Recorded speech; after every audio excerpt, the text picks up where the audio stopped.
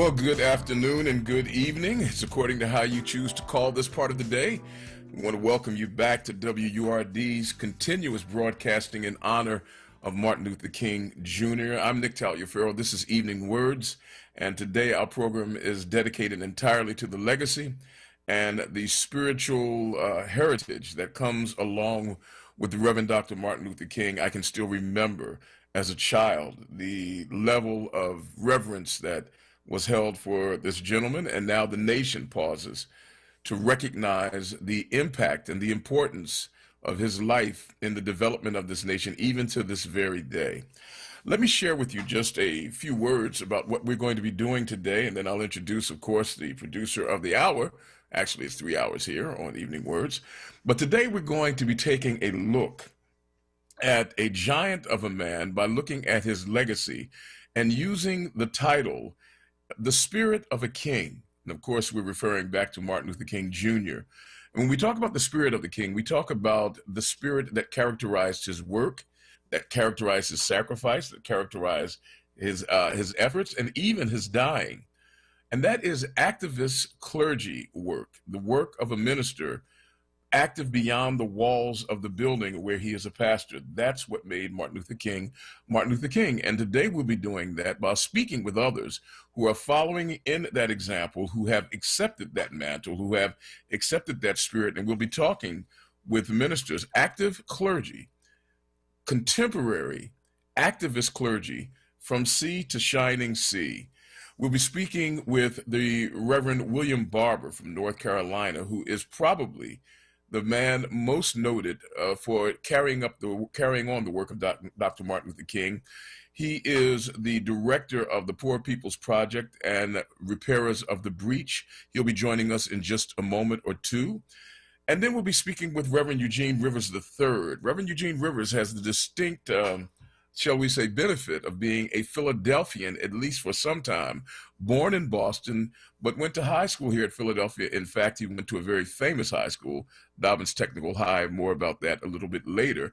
But he came to national notoriety because of his anti-gang violence activism in Boston with the 10-point plan.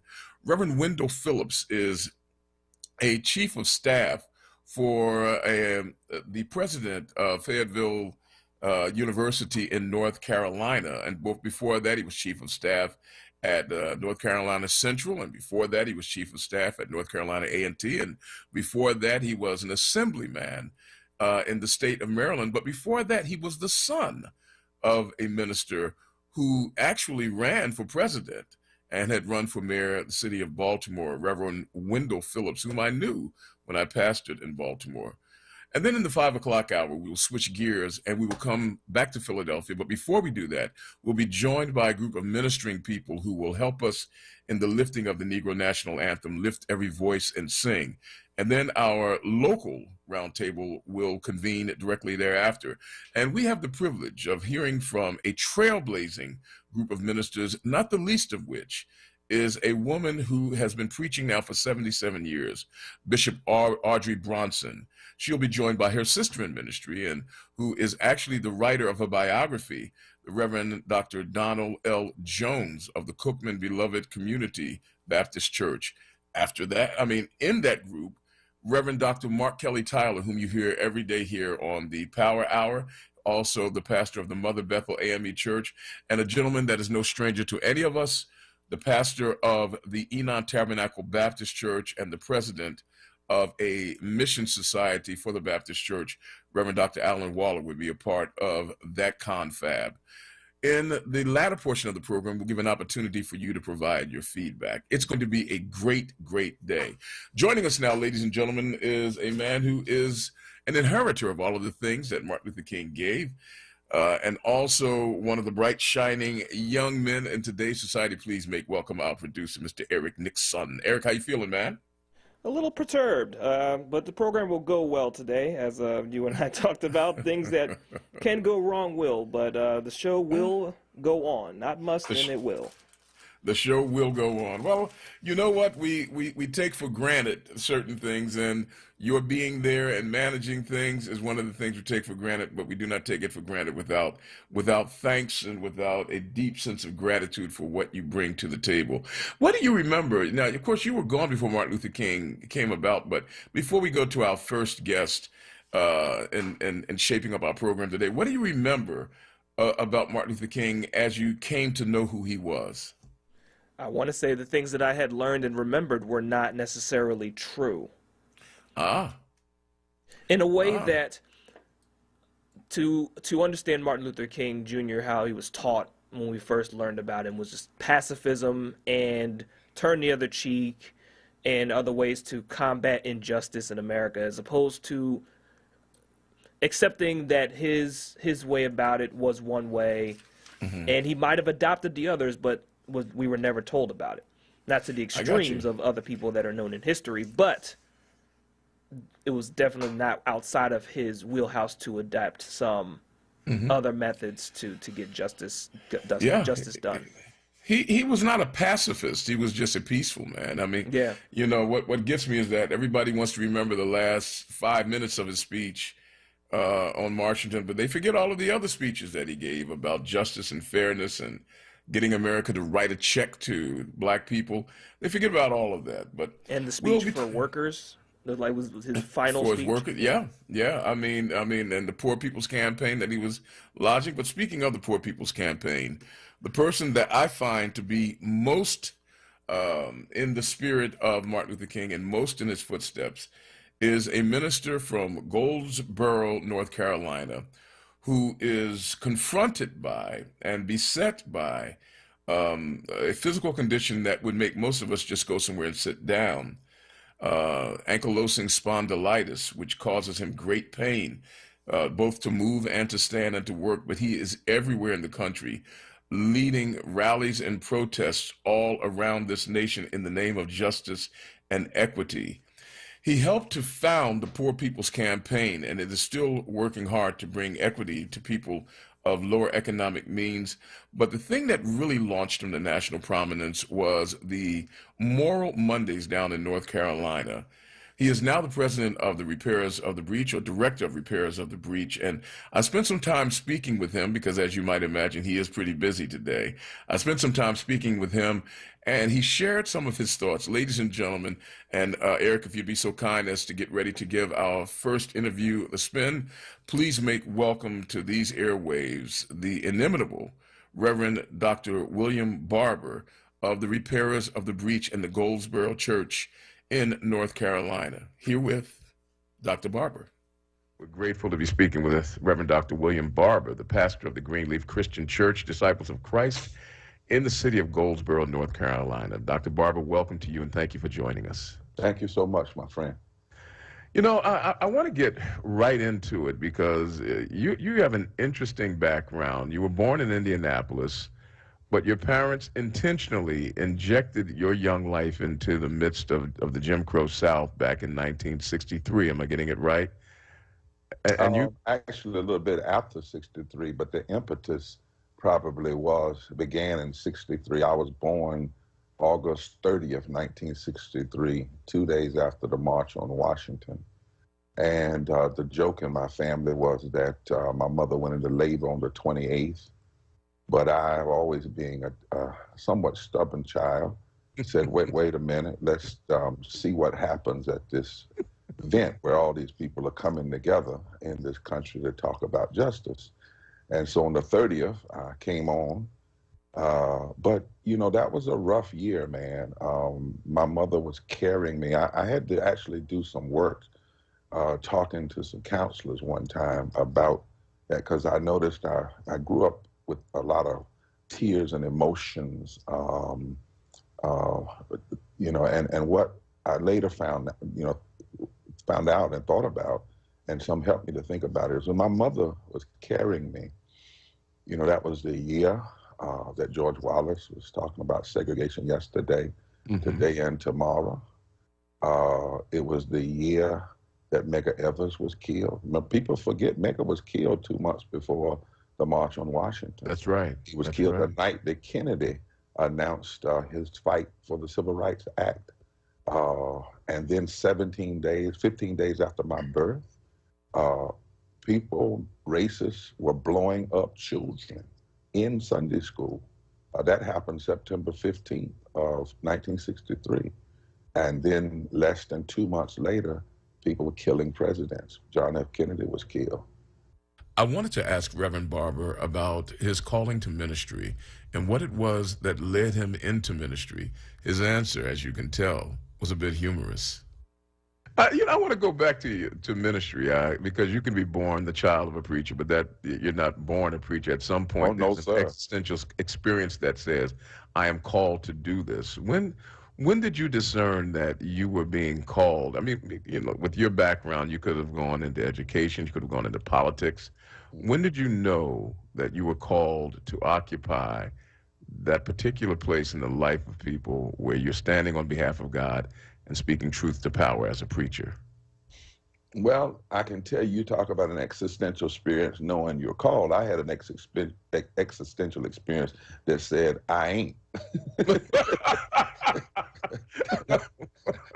Yeah, I know that doesn't sound grammatically or correct, and I got all these degrees, but that was my I ain't. I ain't going to be no preacher, and I'm not going to engage. Though my father came home and gave his life to his community, he was not always appreciated. And within the church, within the black church, I can remember people challenging him about the social justice work and saying, we're not going to have all of this stuff in our church. We need to get people saved for heaven. And so I saw some of that. And my brother, I said, Lord, and I left actually the former church for some time. I did not leave my belief in God, but I really struggled with the church. I decided I was going to a school that did not even have a course in religion. I went through the catalog, and a couple of schools I looked at. If I saw a course, and if I saw you had to take one, I said, I'm going to school. I went to North Carolina Central University. I think they didn't even have a course in philosophy of religion. And my goal was to do law school. And it was in my, at the end of my junior year going into my senior year, the end of my, junior year going into my senior year, that I had an experience, a real kind of a crisis experience of conversion. Not conversion to believe in God, but conversion as to how to use and surrender my life. And I remember when I called my father to tell him I was struggling, his answer to me was, come home. And if you read the book that I wrote on Third Reconstruction, the first chapter talks about going home, going home. He just said, come home. He didn't talk to me on the phone. He said, come home. And when I arrived at home, he said, let's go riding. He said, I knew this day would come. He never pushed me toward it. He never let people push me toward it. When people would say, your son needs to do this and needs to do that, he would not engage in that. You better come to church. You better do this. He said, but I knew one day this would come. And we got in the car and took a drive down the east coast of the Atlantic, of North Carolina, right on the beach. It's a highway on what's the Nags Head area. And we just drove and talked about ministry, about Jesus, about justice, about what it means. And I said, okay, I'm ready to learn, I'm ready to grow. And I preached my initial sermon, you know that tradition, the initial sermon in March of 1984. Have you always seen ministry and being a pastor as the conduit through which you would impact the world socially as well as spiritually? Yes. I don't separate the two. And ever since I had that conversation with my father about that call, I had seen it already in him, but I'm clear there's not a separation between Jesus and justice. My touchstones for ministry are those passages from Isaiah 58 to Isaiah 61, Mm-hmm. and then Luke 4:18, 19, which is normative preaching. It's almost as though Jesus said, unless you're dealing with these things, you're not dealing with the gospel. You Uh, speak. I'm sorry.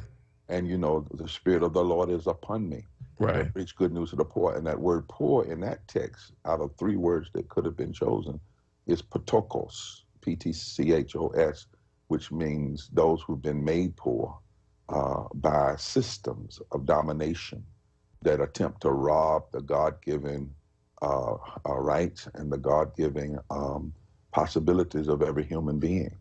And so, and if you go to Jesus' last sermon, Matthew 25, he's doing the same thing. He's saying, listen, you know, it's hypocritical to do all of these quote unquote religious things, but leave undone, he says, the weightier matters of the law. And then, you know, at the end of the day, when I was hungry, when I was naked, when I was a stranger or an immigrant.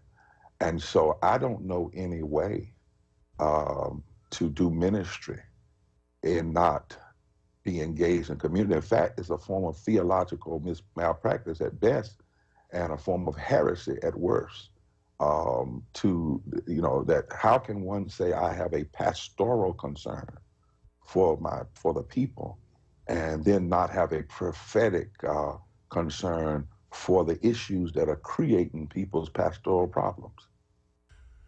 Reverend Barber came to national prominence in North Carolina when he helped to launch a series of protests entitled Moral Mondays. That was when people would go to the State House in South Carolina to protest the injustices that were connected with the attempts to disenfranchise voters in that state. I asked him about his selection of the word moral, particularly when the conservative Christian element had tried to take that word in connection with their moral majority movement. This was his answer. The so-called religious, whatever, have been good at hijacking words and Right. use them as cover for injustice. Just like in the 1800s, they called themselves the redemption movement to make it sound religious and good, but it was actually a movement of evil and injustice. And so we said, okay, you want to talk about morality, let's look at the morality, the moral framework of Scripture, our deepest moral religious values: justice, love, truth, the poor, caring for the poor, the children, the sick. You really, let's have that. Or if you're not a person of faith, let's look at our Constitution. Every politician swears to uphold the Constitution. Well, what are the four moral principles upon which every piece of legislation ought to be measured by? Does it ensure domestic tranquility versus domestic division? Does it establish justice? Does it provide for the common defense? And does it promote the general welfare? If it doesn't do those things, our own Constitution says it's not worthy to be the kind of liberty that we would pass on to our posterity. There was one final question that I had for Reverend Barber, and it's a question that I always ask people of deep spiritual profundity. And that is the question, what is it that causes you to fear, and what is it that causes you to hope? This final answer from Reverend Dr. Barber. I would just like to ask you, Reverend Barber, what is it that, you know, in the quiet of the night that causes you to tremble just a little bit, but more importantly, what hope drives you forward? What do you feel most hopeful about? What do you fear most, and what do you hope for most? Well, I think that what I fear the most is that people will not recognize that this is bigger than one person in the presidency or one party, but it's really about what I said at the Democratic Press. America has a heart problem that she's never fully dealt with, and that we won't understand that the very soul of this country is at stake. And the question is, can America be? You know, when we can see someone like Trump and his enablers do what we've seen done, there's a real question, you know, can America be? And it only can be if we recognize that we're not merely in a political battle, but literally a battle for the moral health of this nation. Now, sometimes America hasn't met the challenge. We have to own that. And sometimes it's taken us years. And sometimes a lot of devastation, a lot of hurt, a lot of pain has happened in those years. And sometimes after that happens, we cover it up and we really don't talk about it. Maybe that's why we're so desensitized to it, and we think we're in just a mere partisan political moment when we're in something much deeper. And so that causes me to stay up at night. Now, what keeps me hopeful, though, is every time I go deep down in the Delta or in Eastern Kentucky, and I see people coming together, and I see people, in essence, in their actions, singing the song that Mavis Staples sung and helped put together about Nina Simone. It's not the waking, it's the rising. You know, it's one thing to be woke, but you can be woke and still be in bed. But all over this country, I'm seeing people rise. I remember this young white boy from Kentucky, 18 years old. He talked to me about white children, poor children, living in the woods, poor and on meth. And he's in the movement.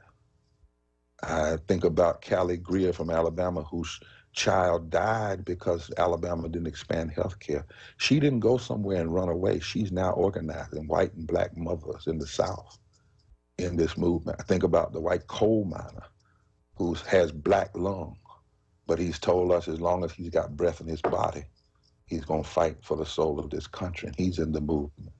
And I could go on and on and on and on and on with story after story after story of people who have decided it's not the waking, it's the rising, and that they're going to rise up and challenge this nation to be what it can be and what it ought to be.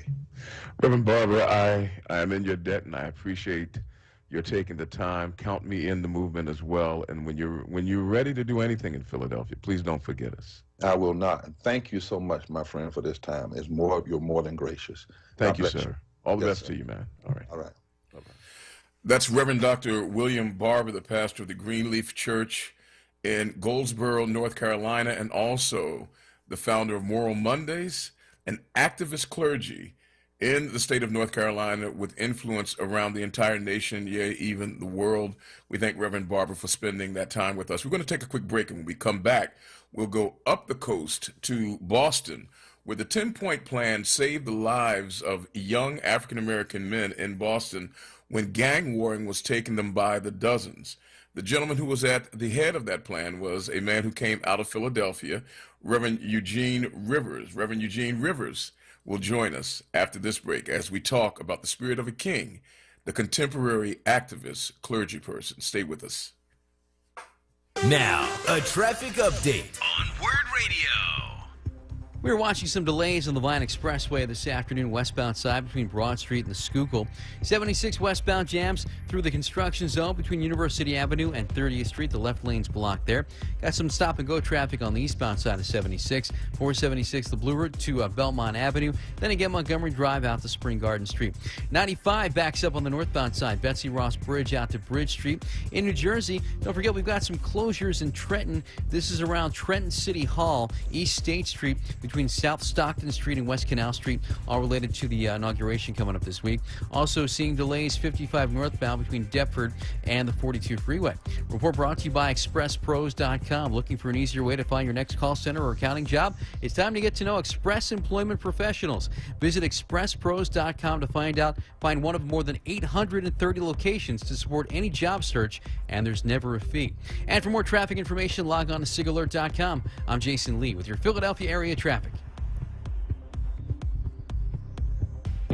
Hey, WURD family. Our friends at Amoroso's Baking Company are hiring right now. Amoroso's has been baking the delicious bread in our community for over 100 years, and they want you to join their team today. The old and the young love Amoroso's, and they are hiring right now. Check it out. They offer fair pay and provide health, dental, and prescription plans after 90 days employment. Call 856-754-0355 or visit amorososbaking.com for details. Want the latest in WURD swag? Check out the shop tab on WURDradio.com. Hoodies, tees, and more in a variety of colors. The shop tab on WURDradio.com. Show the world that you're all about black.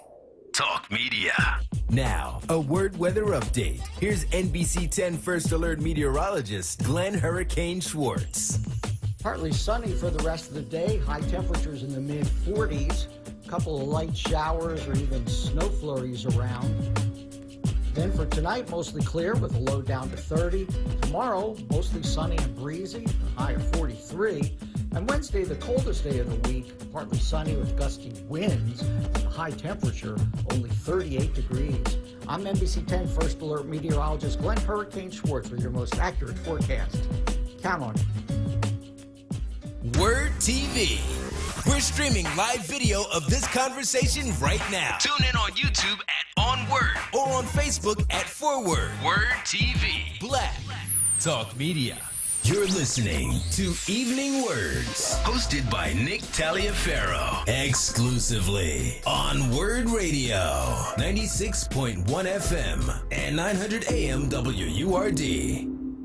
Thank you for joining us, ladies and gentlemen, and welcome back to WURD. Today we celebrate the legacy of Martin Luther King with this program, The Spirit of a King, and we're talking about activist clergy people, contemporary activist clergy people. We're very pleased and proud to have with us today a gentleman who spent a significant portion of his life in Philadelphia, but who came to national prominence as the leader of something called the 10-Point Plan in Boston, Massachusetts, which is the place of his birth.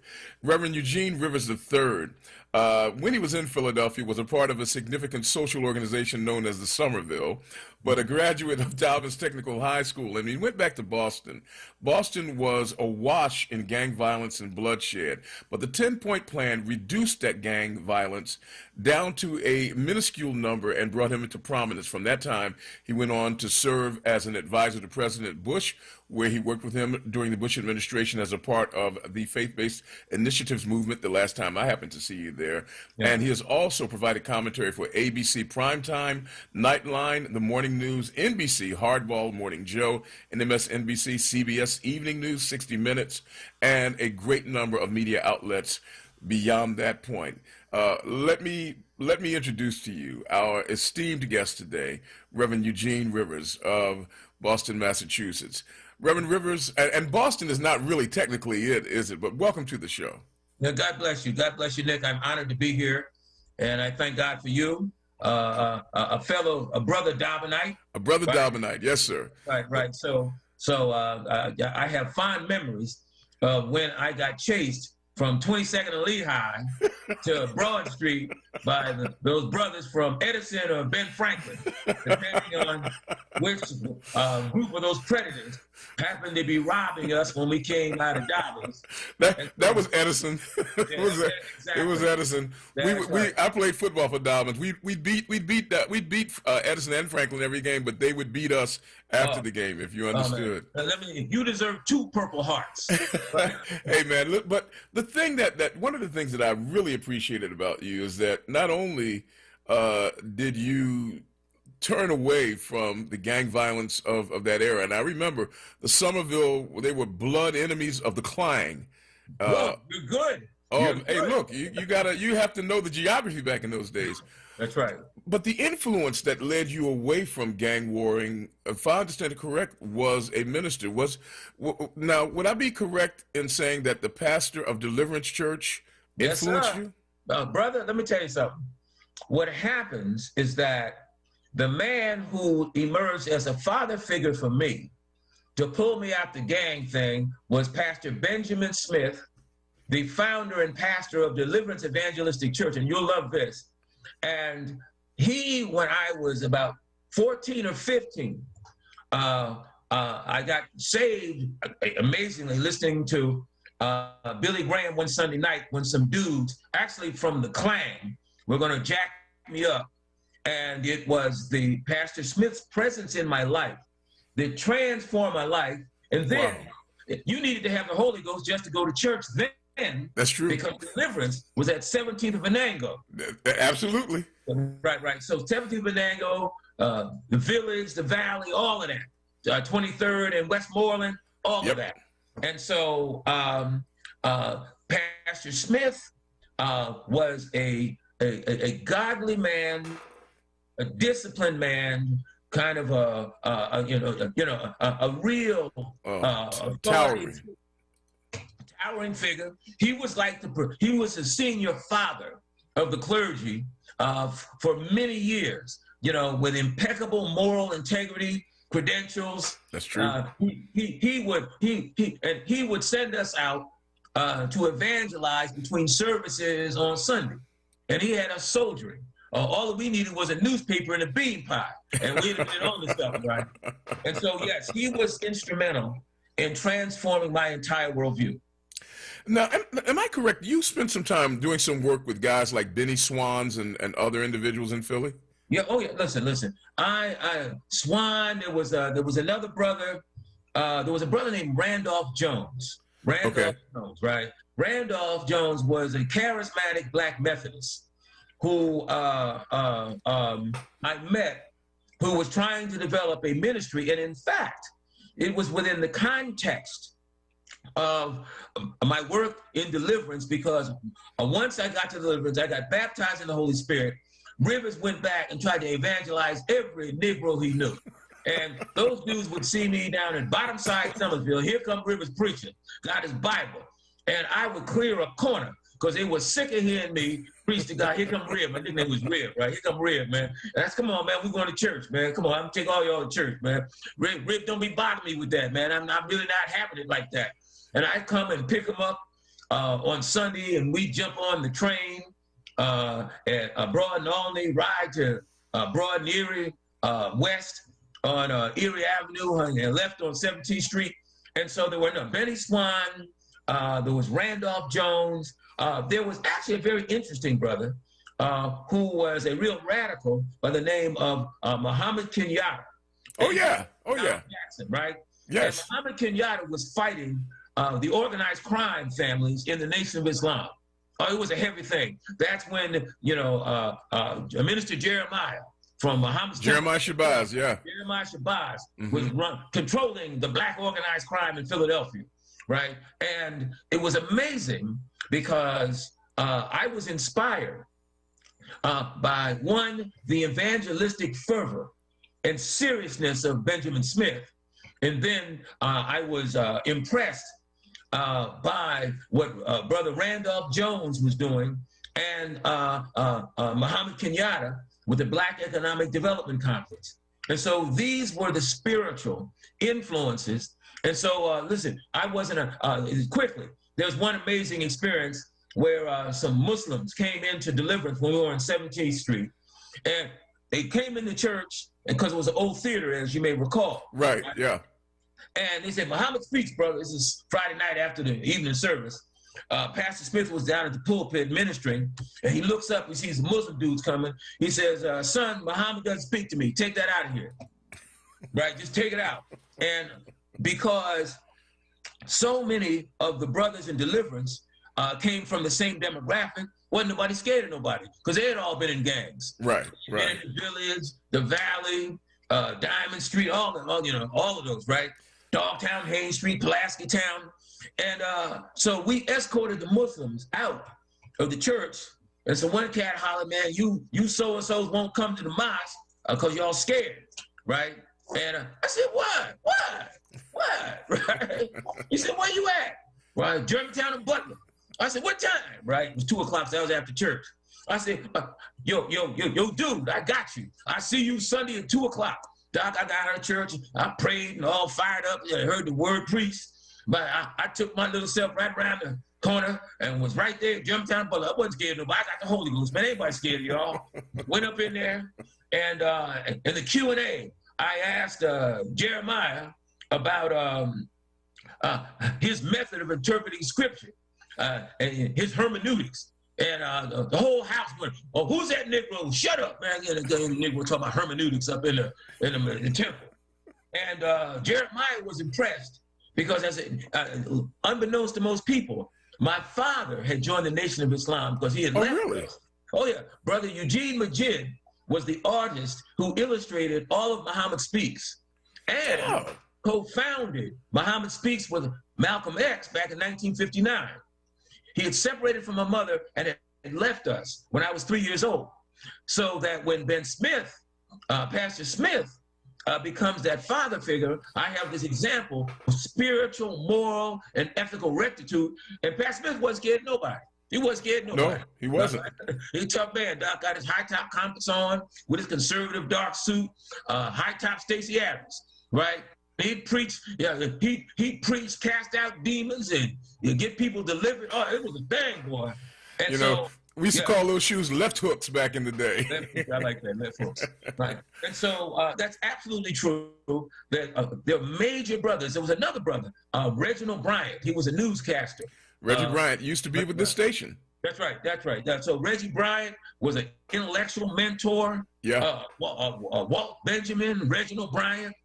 There were these old school black guys, right? And they took me under their wing intellectually, right? And so God just blessed me, man.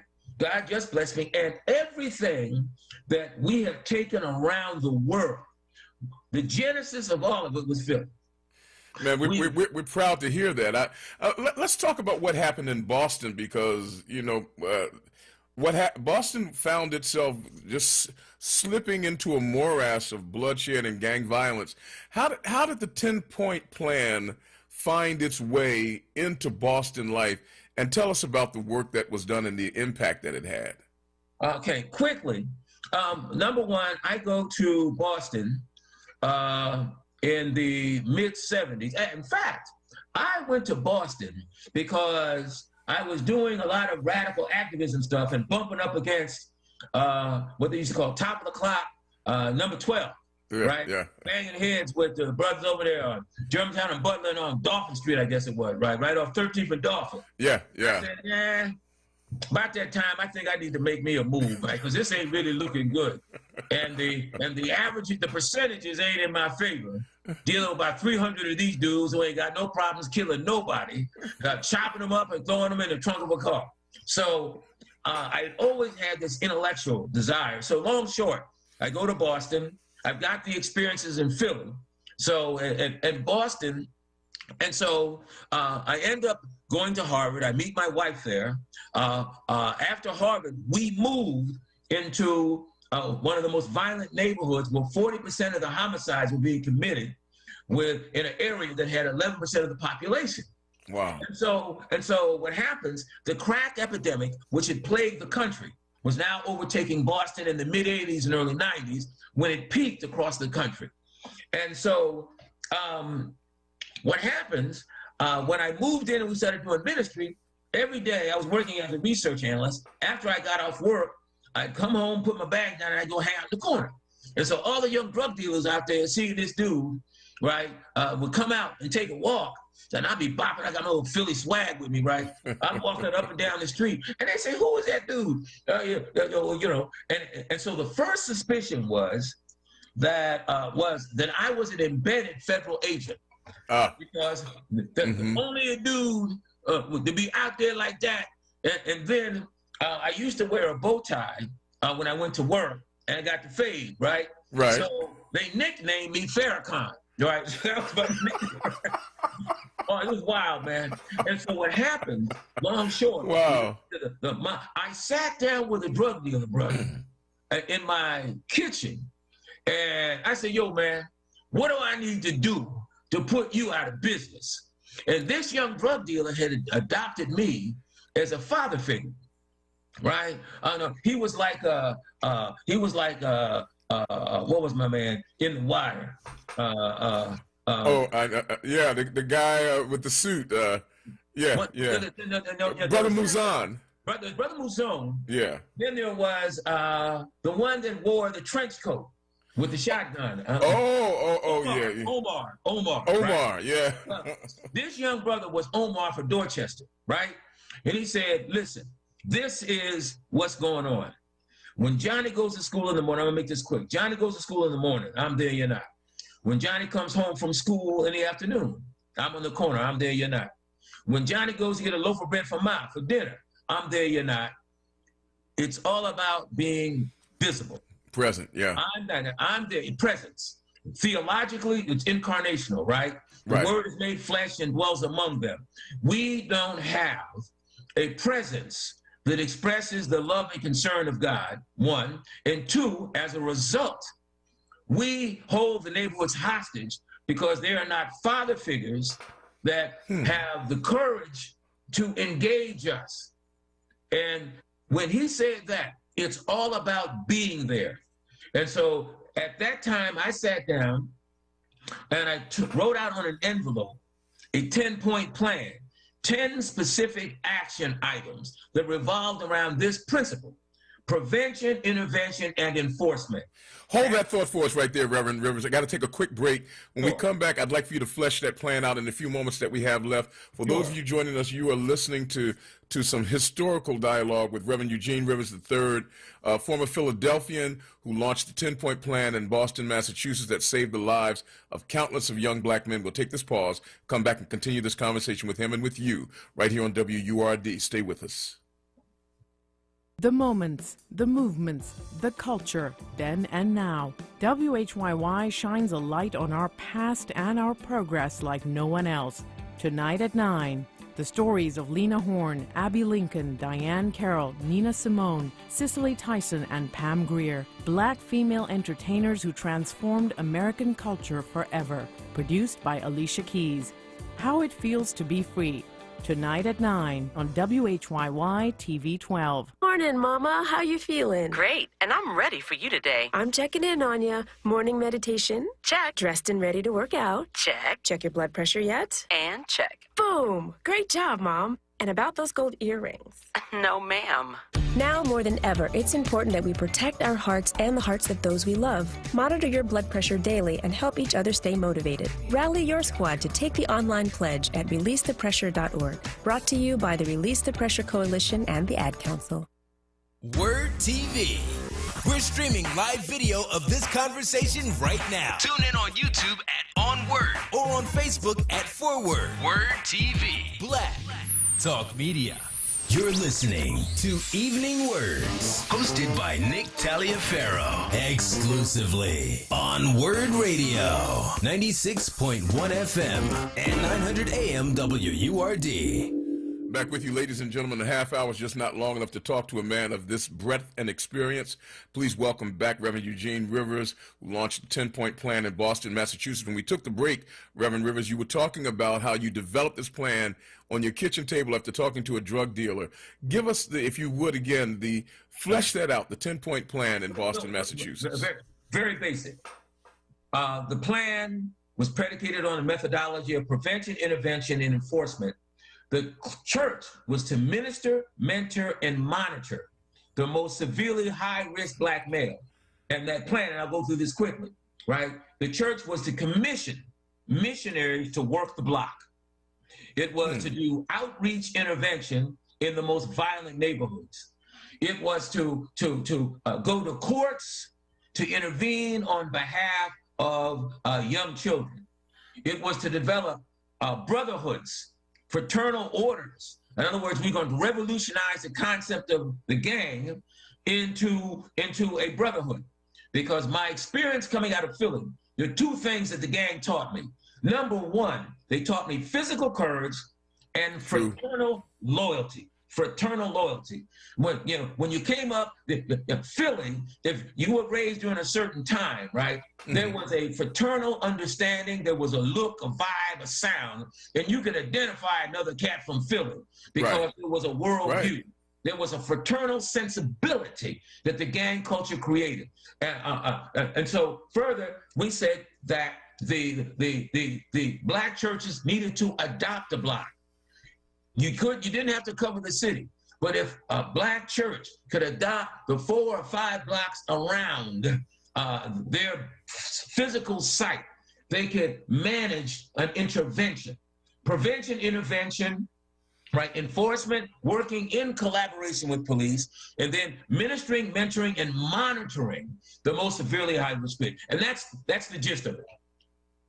Well, I mean, now, we don't have to ask whether or not that plan worked. We have the history that shows that it did work. Yeah. And we're seeing now a rise again in gang violence and throughout our cities with an uptick in homicides, particularly after this pandemic.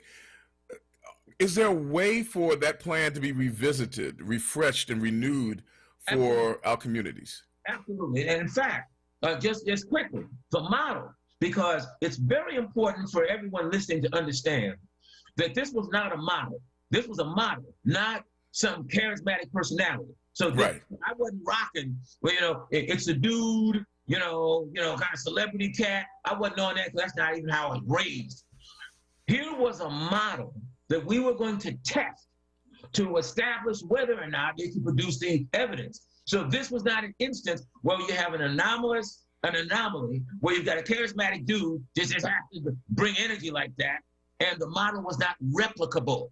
So okay. now, what to your point, the model is probably the best tested model of faith community law enforcement partnerships in the country, which was replicated internationally. In Birmingham, England, they replicated the model. They were called street preachers. In Kingston, Jamaica, the model was introduced in Rio de Janeiro, in the favelas. Oh, no. In Toronto, Canada. So the model, the basic elements of the model were replicable and adapted so that, to your question, Philadelphia is a city where I come to Philly, I hear about the young people are off the hook. You know, they're doing stuff on the trains. I mean, the violence is crazy. I would suggest to you that Philly, which was the context out of which the model ultimately evolved, is in a position to mobilize the faith communities, translation, put hits with lips, and be available. So to answer your question, yes, there is a way of refining and updating, because last point, you see, 25 years ago, the corner was the corner, and dudes sold drugs on the block. Today, the new corner is the internet. That's right. That's right. So the game has changed, right? iPhones, cats ain't got to be riding on their wheelies doing it, because everything, gang warfares are started on the internet and on a cat's iPhone. So it's a new game now. And so we have to take that 8-track tape, which is not working, in an iPad world, and update the game, because the game has changed. Ladies and gentlemen, you've been listening to Reverend Eugene Rivers.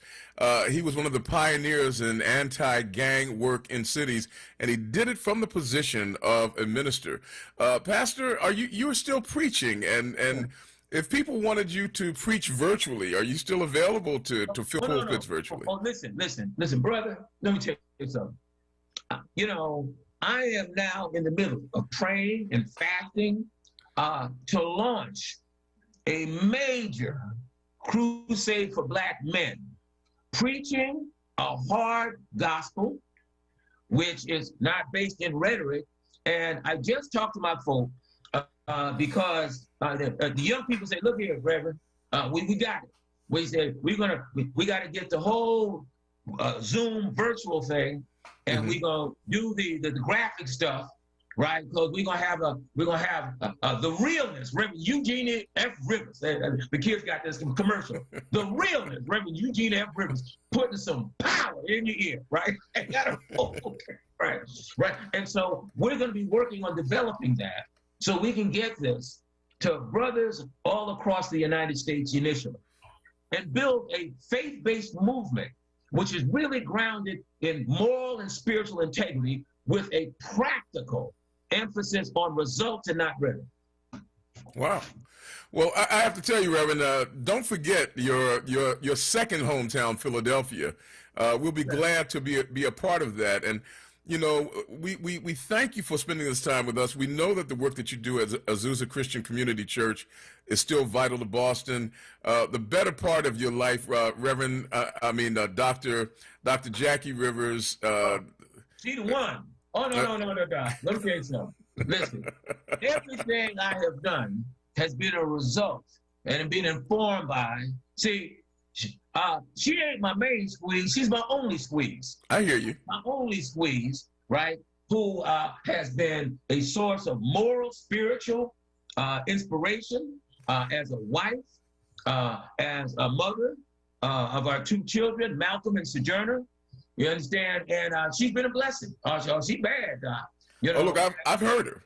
I've heard her. And I'm looking forward to having her on air as well. But in in the meantime, is there, if you could just offer one item, one nugget for those who are struggling, trying to figure out how to keep our young men and our young ladies in line, as just a last bit of advice from the sage-like counsel of Reverend Rivers. To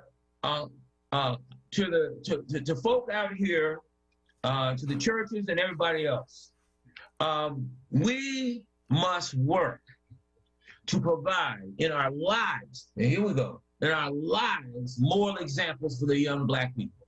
The crisis of young Black people in our neighborhoods is that there are not enough models. See, the Black man must be a model if he's going to have influence on a young child.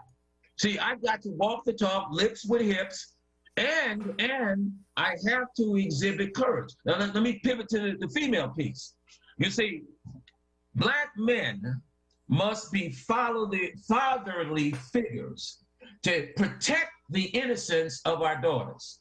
Our daughter's innocence has to be protected by loving men who do not prey on the child. Yeah. Much of the madness where you got that 12 or 13-year-old girl engaging in premature sex outside of marriage is a result of the fathers having failed the children.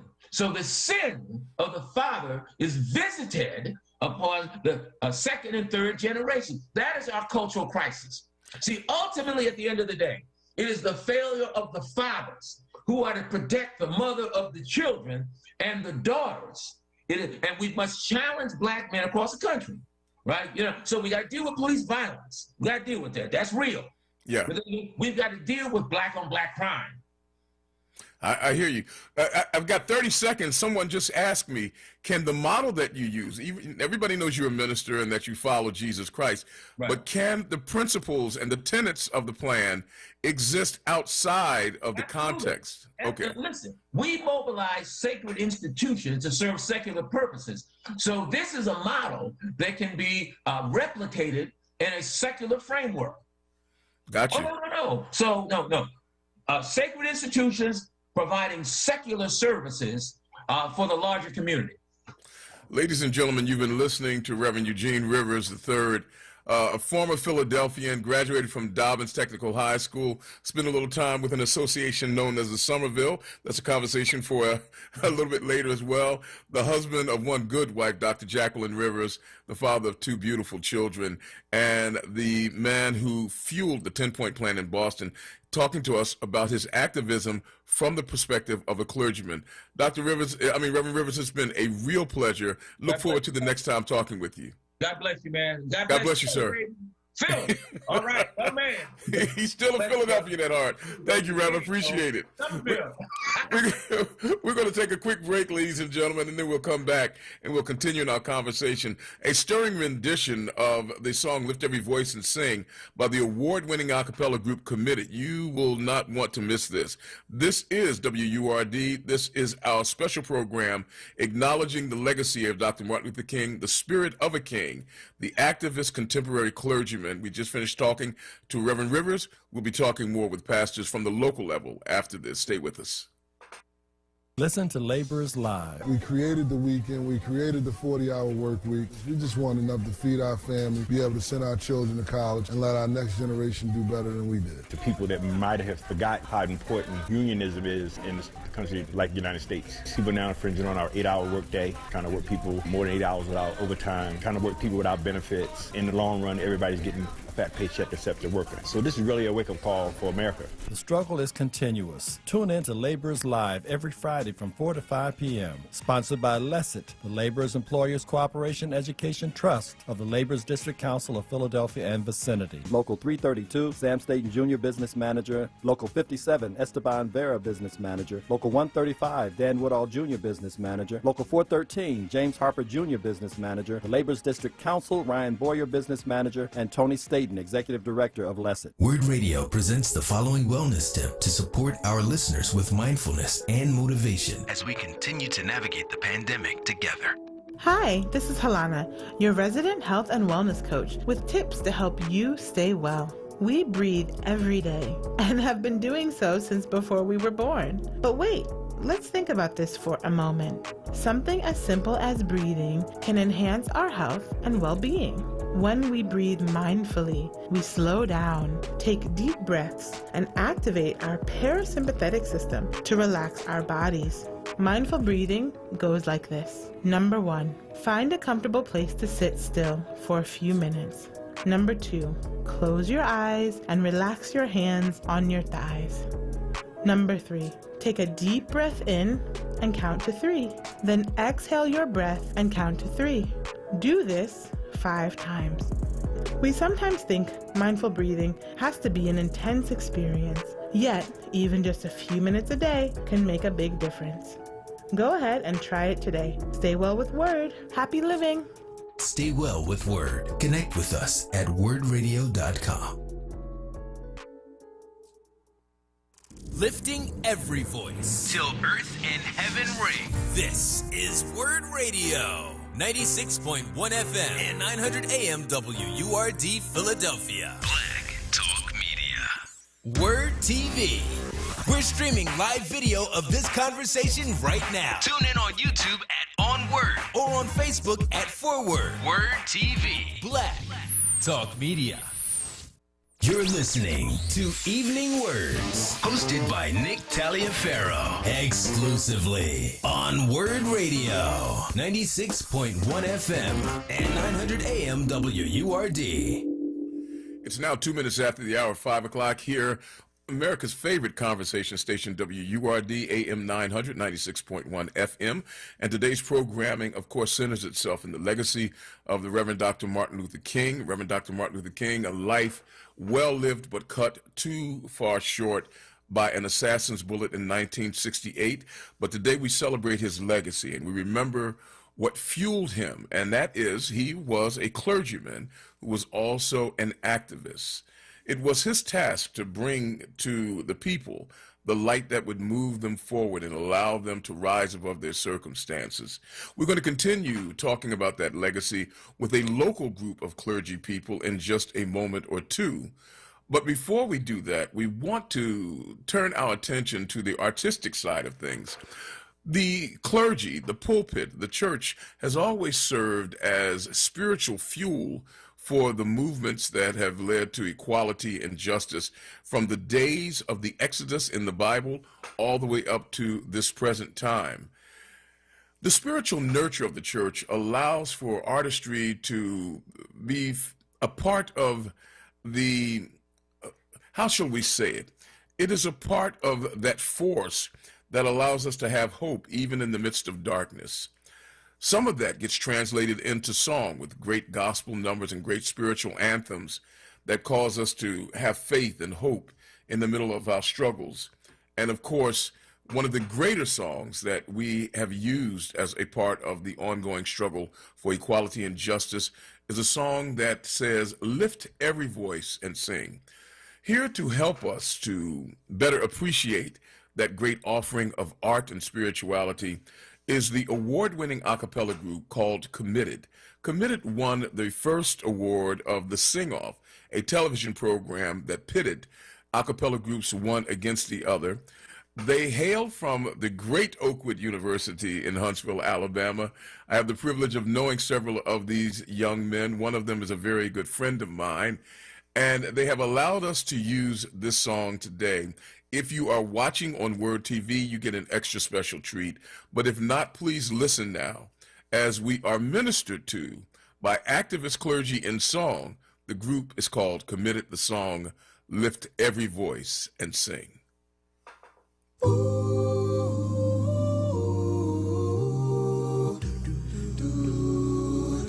Lift every voice and sing, earth, heaven, ring, ring with the harmonies of liberty. Let our rejoicing rise high as the listening skies resound the roar.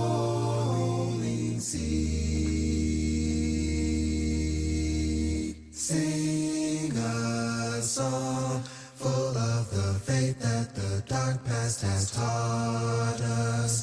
Sing a song full of the hope that the present has brought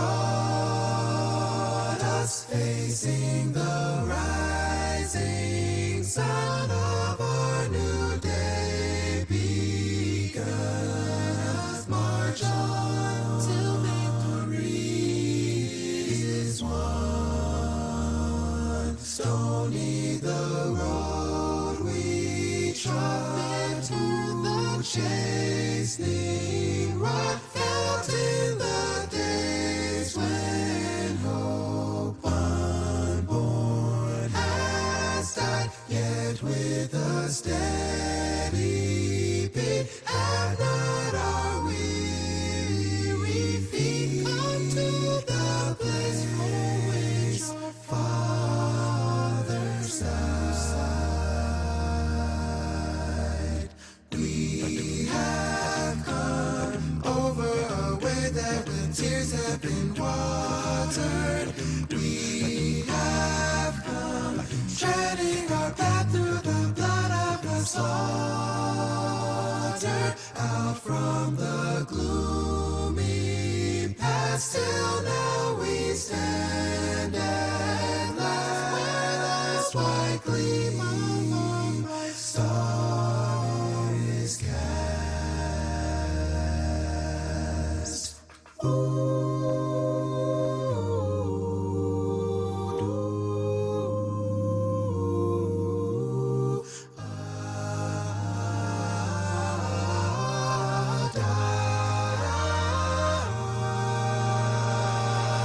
God of our weary years, God of our silent tears, thou who hast brought us thus far on the way, thou who hast by thy might led us into the light, keep us forever in the path we pray. Lest our feet stray from the places, our God, where we met thee. Lest our hearts, drunk of the wine of the world, we forget thee. Shadow beneath thy hand, may we forever stand. True to our God, true to our God, true to our true to our native land, true to our native land.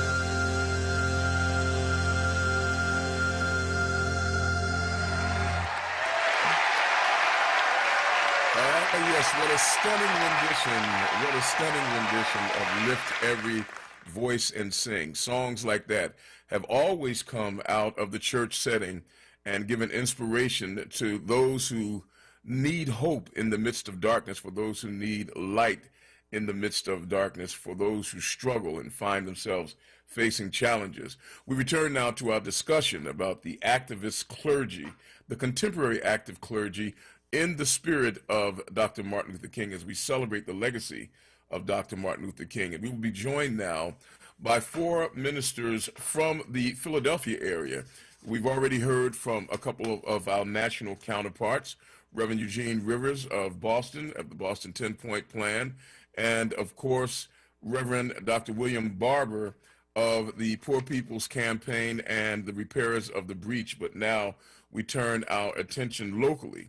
Let me introduce our guest, and of course, by that time, I am hoping that all of them will be before us. First and foremost, we have with us a woman who is a legend in her own right. She is the esteemed colleague among us all today, having been a preacher for the last 77 years, a retired professor from Cheney University.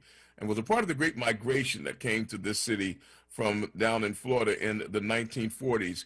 She served as the first and only female president of Black Clergy of Philadelphia and vicinity, and she is the pastor of the Sanctuary Church of the Open Door. She'll be joining us in just a moment.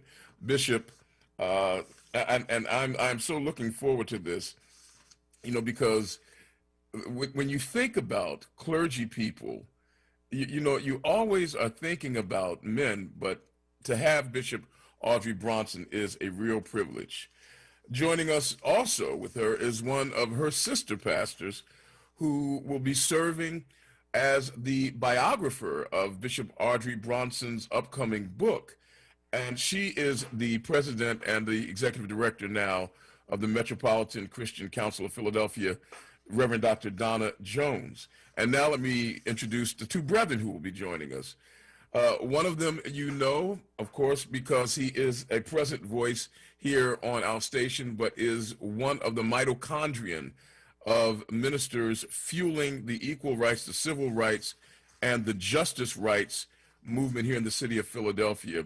He has been the pastor for the last decade plus of the Mother Bethel AME Church, and that is the Reverend Dr. Mark Kelly Tyler, who, of course, teams up in the morning with the Bishop Dwayne Reister, as he likes to say. And last but not least, a gentleman who has spent the last almost, let me see, I'm thinking that it's almost 30 years now that he's been in the city of Philadelphia, hailing from the great state of Ohio, serving as the pastor of the Enon Tabernacle Baptist Church.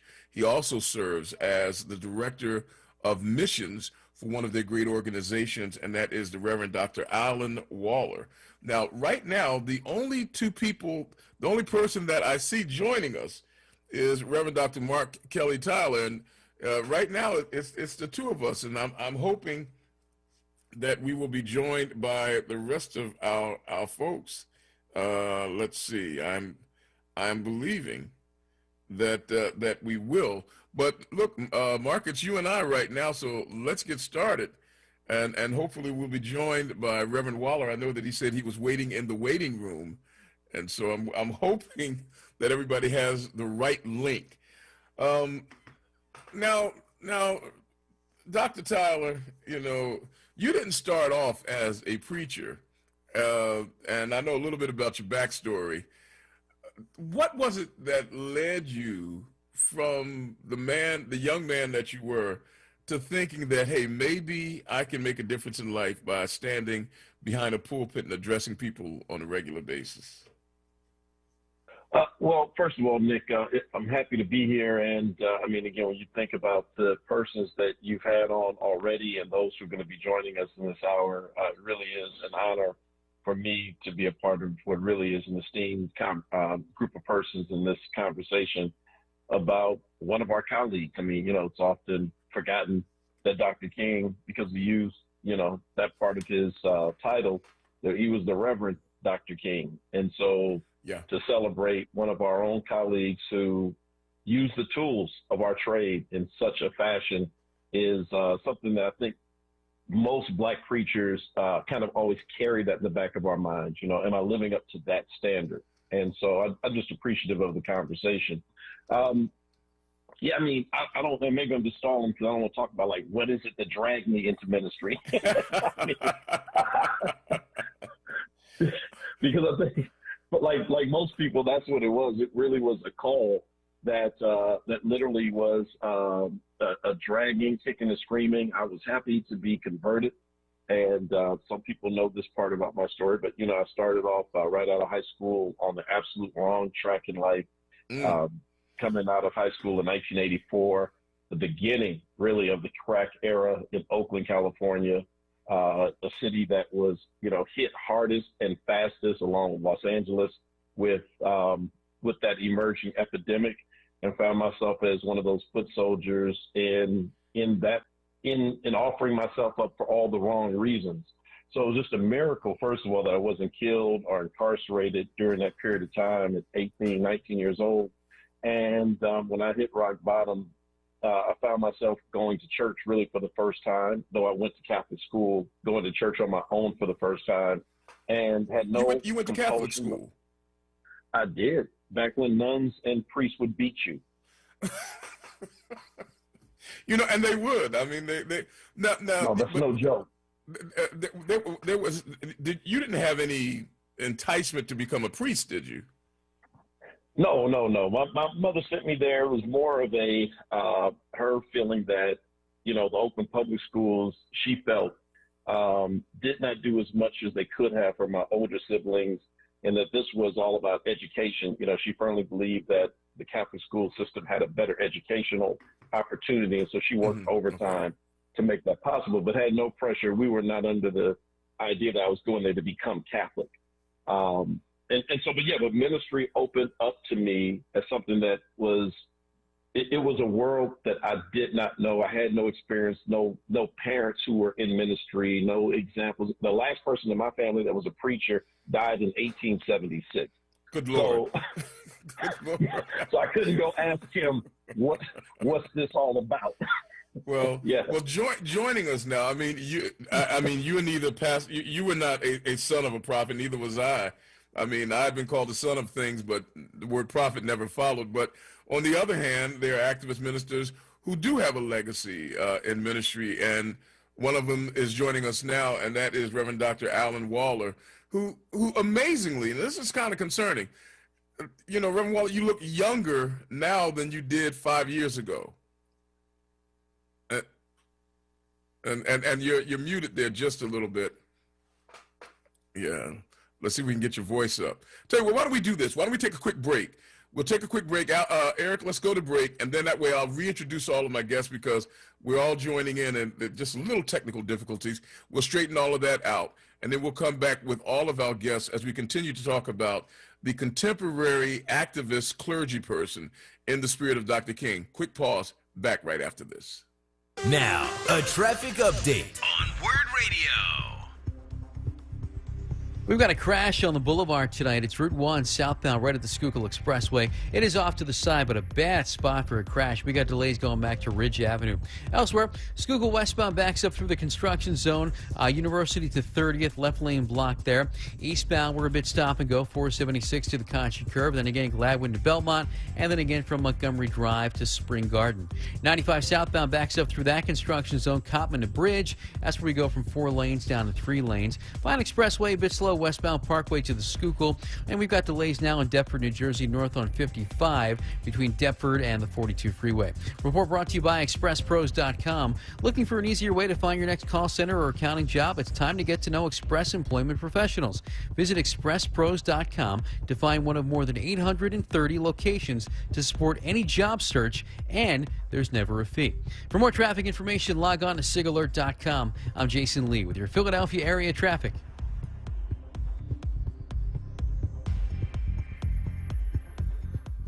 Now, a WURD weather update. Here's NBC 10 First Alert meteorologist Glenn Hurricane Schwartz. Partly sunny for the rest of the day. High temperatures in the mid-40s. A couple of light showers or even snow flurries around. Then for tonight, mostly clear with a low down to 30. Tomorrow, mostly sunny and breezy, a high of 43. And Wednesday, the coldest day of the week, partly sunny with gusty winds, and a high temperature, only 38 degrees. I'm NBC 10 First Alert meteorologist Glenn Hurricane Schwartz with your most accurate forecast. Count on it. Have you heard about City Council's plan to build more affordable housing, repair existing homes, create jobs, and support small business? The Neighborhood Preservation Initiative will invest $400 million in Philly communities. Read about it at www.phlcouncil.com/NPI. Announcing the Black Words Book Club, WURD Radio's new monthly conversation on books that explore the African American experience through social, economic, and environmental justice issues. Tune in the second Tuesday of every month on Evening Words with Nick Taliaferro, 4 p.m. till 7 p.m. The next book for February is Long Time Coming, Reckoning with Race in America by Michael Eric Dyson, a New York Times bestseller that traces the roots of racism from slavery and Jim Crow to police brutality. Be sure to listen live, as Nick Taliaferro will hold a contest for a giveaway book bundle that consists of 4 titles from Kensington's Dafina's Authors of Color's newest release. Don't miss it, February 9th on Evening Words with Nick Taliaferro. Attention 4WURD members. Get your copy and receive a 20% discount when you purchase at Harriet's Bookstore or Hakeem's Bookstore. For more information on the Black Words Book Club, visit wordradio.com. The Black Words Book Club is sponsored by Dafina. Dafina is an imprint of Kensington Publishing Corporation, America's independent publisher, concentrating on authors of color.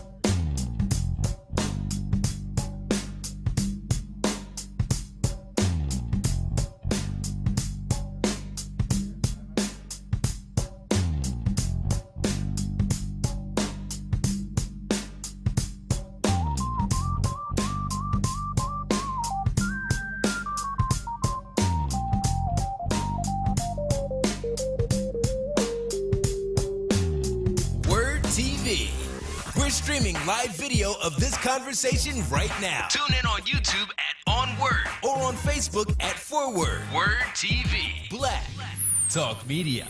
You're listening to Evening Words, hosted by Nick Taliaferro, exclusively on WURD Radio, 96.1 FM and 900 AM WURD.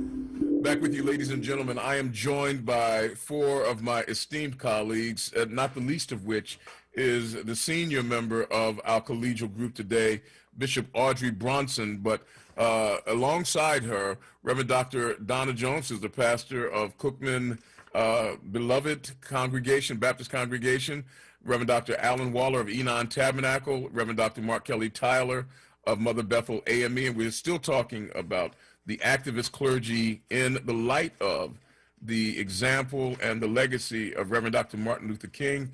We're hoping that everybody is signed up and on board. Bishop Bronson, I'm not sure if you can hear us, but Bishop Bronson yes, is I can on. Hear you. Bishop Bronson, it is, first of all, it's with all of our guests here, we are really excited, and it is a pleasure to have you on board. Thank you for joining us. Well, it's a pleasure to be here. Bishop Bronson, you have the distinct privilege of serving as the first and only female who's ever served as the president of Black Clergy of Philadelphia and vicinity. And as we talk about activism in the clergy, let me just ask a question. As a woman in ministry, did you always find that you had the support of your church as well as your fellow clergy people as you were working to bring about equity and justice in society? Well, sometimes the church might have been a little conservative, but for the people who were outside, they went all the way, with it. But, the church has its rules and its limitations, so forth. But that didn't matter to me because I tried to take it beyond as far as it could go. Because whether you're a church or whatever you are, you're still being a hurt person, if things aren't done proper and right as far as we're concerned, given the right instructions and life and so forth. But I go all out. It doesn't matter to me. I know years and years ago, they talked about me like a dog when women started wearing pants to church. Oh. Remember that? Yeah, I do. I remember that, but they talked about you. I didn't know that part. Oh yeah, they really preached them down, and they said I was terrible for doing that. But my thing was, God isn't looking at the outside; He's looking at the heart. Yes. And sometimes that's maybe all they have to put on. So don't leave them away from church just because this is it. Well, I'm going to. I have a broader view. I'll ask another question, and I'll direct it to you first, but then we'll open it up so that the other members of this panel will be able to answer it as well. When Martin Luther King was an activist clergyman, and he often found himself facing resistance from his colleagues, but it was a little easier to identify the challenges of the day: racism, poverty, and you kind of knew what the enemy looked like. Typically, he was wearing a white robe and a hood and burning a cross on your lawn. Oh, yeah. But nowadays, how do clergy people, how do we identify what the challenges are, what the enemies are? I'll start with you, Bishop Bronson. How do we find out what we need to fight? Well, I think we challenge that in lieu of what's happening out there, because sometimes I like to say that the people teach us what they should be preaching about instead of us teaching them, because it seems like they're the ones that's getting hurt worse. And fortunately, the black church is a very prosperous situation. Pastors get good salary and so forth, but we cannot forget that Jesus Christ came here to save those people that are outside there with nothing. As I heard a preacher once, he was on his way to church, and the scripture talks about that. And there was a man on the side, and he couldn't get up, and he just walked on by because he had to preach. He walked on by the man, and he was down on the ground. And so one preacher said, well, he left his sermon lying on the ground. Yeah, that'll preach right there. I think that'll preach. That'll preach. Yeah, I don't know what he preached about because he left his sermon on the ground. Let's go to Reverend Dr. Jones, and then we'll ask the two gentlemen to follow up. I mean, it was a little, was it easier? Let me ask you this. Was it easier back when Martin Luther King was being an activist clergy to identify what the needs were, what the challenges were, and to mobilize to meet those challenges? Reverend Dr. Jones. I think that I was not old enough to be in the middle of that, but I would imagine that it could have been easier in some ways because the community was segregated. So all of the people were experiencing many of the same things as communities. So we didn't have certain people in the suburbs, certain people around the way. Everybody lived in the same community. So I would imagine that the community experienced the same types of challenges. Reverend Tyler, I mean, is it easier now, or was it tougher? Is it tougher now? How do we identify who the enemies are and what the challenges are? Yeah, I mean, I think that it's harder to see who the enemy is. I mean, certainly, moving forward, we don't have as many of the concrete challenges as the previous generation, but we recognize, I think we all know by now that we have them.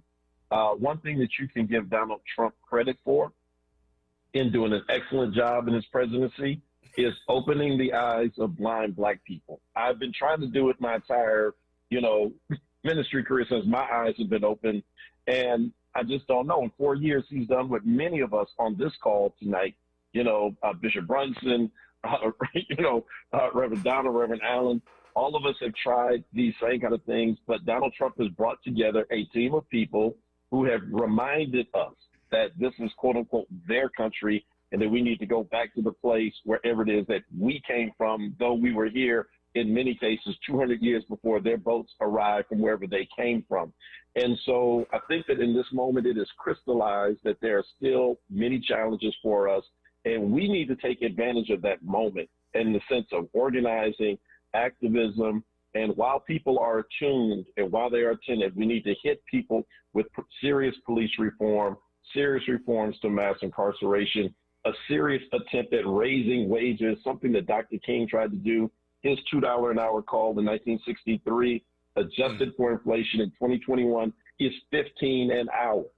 And we are still trying to get that $15 an hour. So we're not even halfway where they were back then. And so while people are paying attention, let's push, push, push. Reverend Alan Waller, you bear the distinction of being someone who actually, I don't want to say knew Reverend King because you were so young, but there's a picture in your office of you sitting on his lap. I tried to sit on Martin Luther King's lap, but his lawyer said that they would sue me if I did. But your father and Reverend King were colleagues. Was it easier for ministers to identify the challenges back then? What are your thoughts on this? And I think you're muted, Reverend Waller. I think you're muted, and all there right. you go. Well, I'm not so sure I would use the language easier. I mean, I think every context has its challenges, and life is more complex now. That picture that you're referencing is an interesting picture for me, because when I look at it, it helps me appreciate my father and the tension that he lived in. That was September of 1967, when Martin Luther King preached at his church. If you know history, you know that that was also the time of the mayoral race, where the first black mayor of a major city was going to be elected. That was Carl Stokes. Stokes, yeah. My father was both friends with Martin King and Carl Stokes. And the interesting thing is, Carl Stokes wanted no parts of Martin King in Cleveland in September in '67. Really? He wanted no parts of that because he was trying to be the first black man to get white people to vote for him to become the mayor. And remember, we all love King today. September of '67, there were a lot of establishment Negroes that didn't want him anywhere near what they were trying to do. They were afraid of him, that he would tarnish their image. My father, and it reminds me of the role of the clergy, my father lived in the tension of both of his friends needing to do what they do, and he lived in that tension. He was on the campaign to help Carl Stokes get elected mayor, but he was friends with Martin King and said, you can come to my pulpit to talk about the Vietnam War, because at that point he wasn't just talking about having a dream. And for me, when I look at that picture, it reminds me of the tension that we have to live in. It reminds me of not only the plain enemy of white people and poverty, but also the very subtle challenges that exist in our own community. Like Harriet Tubman said, she freed a lot of people, and she could have freed a lot more if they'd only known they were slaves. And so that picture for me reminds me of all of the subtle challenges that we have. Sometimes it's getting black people to understand who the enemy is. Wow. And getting black people to understand who the enemy is not. It's making sure that we have, and living in that tension. I love what we have developed over the last years, over this last year. When we get together, we bring various perspectives, but together we made a fist. And I think this year we made some real impact. That brings me to the next question, and that it leads right into it. And that is, and you made the point, Reverend Waller, that now everybody loves Dr. King. And when you look back on it, everybody tries to look back on that movement as though everybody stood together, held hands, sang Kumbaya. But in reality, you didn't always have unity. And we'll start off again with our senior colleague, Bishop Brunson.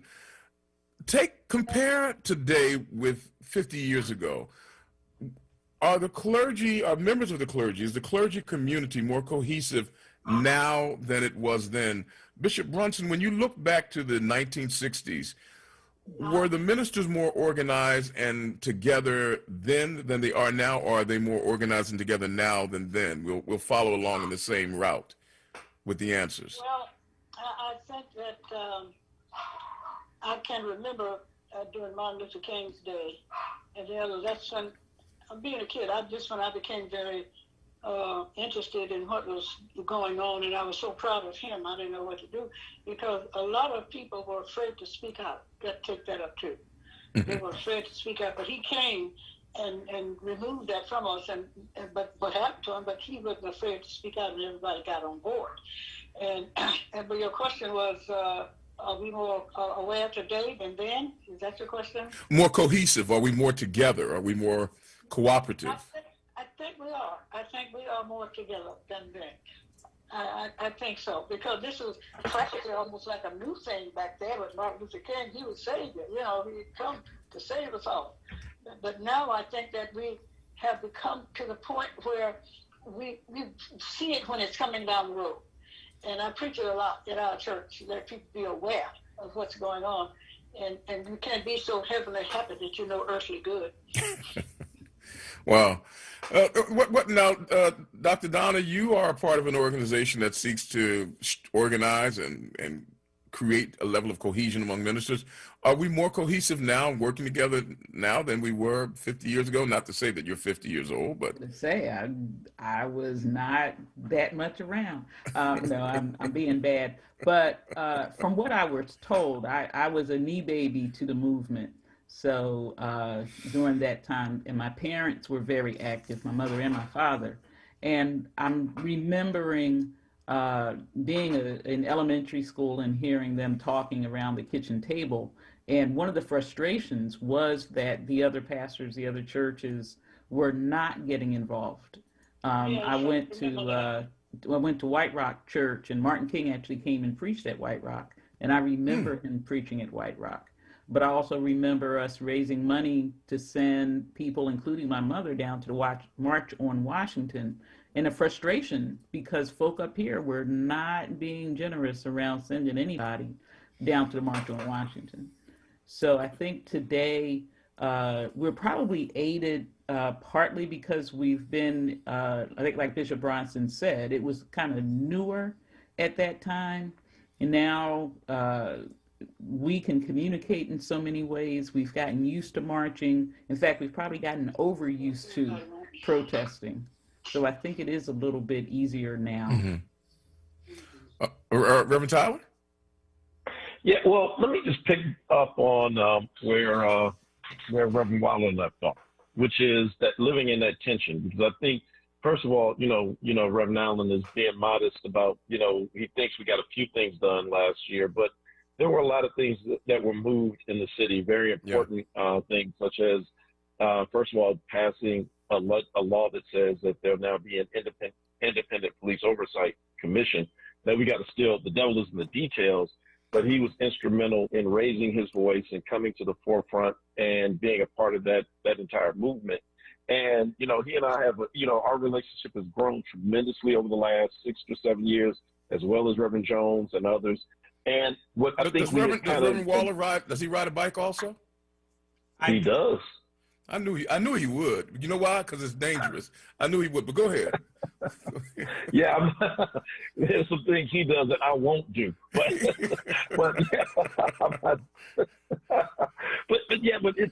what we've discovered is that look, we don't all have to agree on everything, right? Right. And I think even denominationally, we can use our churches as a model, right? So for some of us, baptism is sprinkling or immersion. For others, immersion is it. But the bottom line is we want folks to be baptized to come into the fold, and that's the end game. So we're not going to get caught up in the differences. And we've learned to recognize that the differences do not outweigh the commonality and the common ground. So as he was speaking about that conversation of his father caught between, this mayoral candidate and the civil rights leader, that is where I think we find ourselves a lot today, being torn between groups that sometimes don't respect that tension that we have to walk, right? And I'm really concerned in this moment about progressives and their, desire often to pull us off the cliff where perfect becomes the enemy of the good. Yeah. And so if I don't agree with everything you say, and when you say it, then somehow I'm not down. I just can't rock with you on everything. But that does not mean because my vision of defund the police is not your vision, right? And it is not because I want to see more police or support the police in a way that it's just, no, we don't agree in that measure, but that does not mean we can't work together. And unfortunately, I think for far too many people in this moment, if you don't agree to every demand their way, they cut you off and that's it. And I think that's very, very dangerous to this movement, and that we've got to learn how to work together in spite of the tension. Yeah, that's right. I remember Reverend Waller, when you had real reticence about injecting yourself in the public dialogue, in the civic milieu. Back in the 90s, it wasn't your first order of business. What changed that, first of all, and then I go back to the original question: are we more cohesive now than we were then? Well, I think it's a bit misunderstood. I have never believed. My father, let me try it this way. My father ran for mayor in Cleveland back in the 70s. And Elijah Mays, Benjamin Mays, who was the president of Morehouse, my father tells the story, came to Cleveland and said to my father, "You already pastor a progressive, large church. Why do you want to step down to be the mayor?" And that was the language. He said, listen, if you understand the power of the pulpit, you don't have to get caught up with the temporal stuff of the politics. That doesn't mean we don't get involved. So what was misunderstood about me is I don't believe in Sunday morning pulling politicians in my pulpit and getting all caught up in somebody's campaign because campaign politics by definition is compromise. And I believe that we as preachers of the gospel are not supposed to compromise. Now that's at 50,000 feet. So I was really concerned about getting too caught up in the old way of doing it. That was my father. I am very interested in political conversations and political engagement beyond campaign. Now, obviously, this last campaign, we had to get in. And there are certainly some things we need to talk about. This is an opportunity for us to influence who the next senator will be in Toomey's seat. We need to think about the mayor, even though this is 3 years out. We have to think about what's going on with the DA. You know, the governor is going to come up. And if Stacey Abrams has taught us anything, if she can do that in Florida, what can a galvanized Black community do in Pennsylvania? And so I'm very interested in that. I just did not want to do it the old way. Gotcha. I don't think the old way of the preacher with the biggest church then running for office is the way. I think that time is time out. And Gotcha. I think that there's something very, very powerful about a pastor in his or her pulpit serving in that context and being a voice of the people. That was what I was trying to get across, but it came across as Waller's not political. let me go in reverse this time, because as we talk about politics, back in the days of Martin Luther King, we knew what the problem was. The problem was that we didn't have any Black political strength. There was no Black political leverage, no Black mayors, no Black senators, no Black congresspeople, no Black anything. Now we've got Black people in all of these positions. Philadelphia has had 3 Black mayors. We've Black district attorney. We have Black congresspeople, Black council president. We've had a Black president. With all of those things having happened, you would think that we have found the answer, but yet the Black community still struggles. From the perspective of the pulpit, as an activist clergy, what are the problems now? We found Black empowerment. We put Black people in office. Mark, we'll start with you, and then we'll go back in the other direction. May I say this? Well, listen, Bishop Bronson, I want to say something, please. Go right ahead. I think we get a topic and we get busy about that. Now, Black Lives Matter. That's what we begin on when we see so many of our Black men getting killed and getting shot and so forth and so on. Then we will gravitate toward that, and then that will die down, and we'll wait for something else to come. I don't know whether we ever really, do the thing and get it fixed or not. But then we tend to gravitate to things that come up and affect us in a lot of the ways. But somebody needs to be there all along. You know what I mean? All along, just keep it going. And I think that we tend to wait until something happens, and then we want to get with it. I see.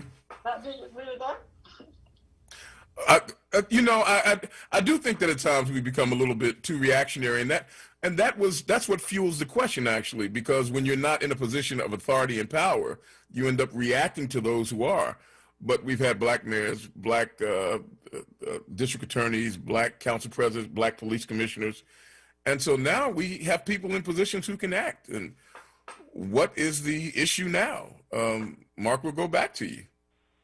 Well, yeah, so listen, I appreciate that Bishop Brunson is right. And so, for example, the work that we do with Power and Live Free and Power as an organization, we have paid staff. So, Elder Melanie DeBose and I now are actually paid co-directors for the work with Live Free.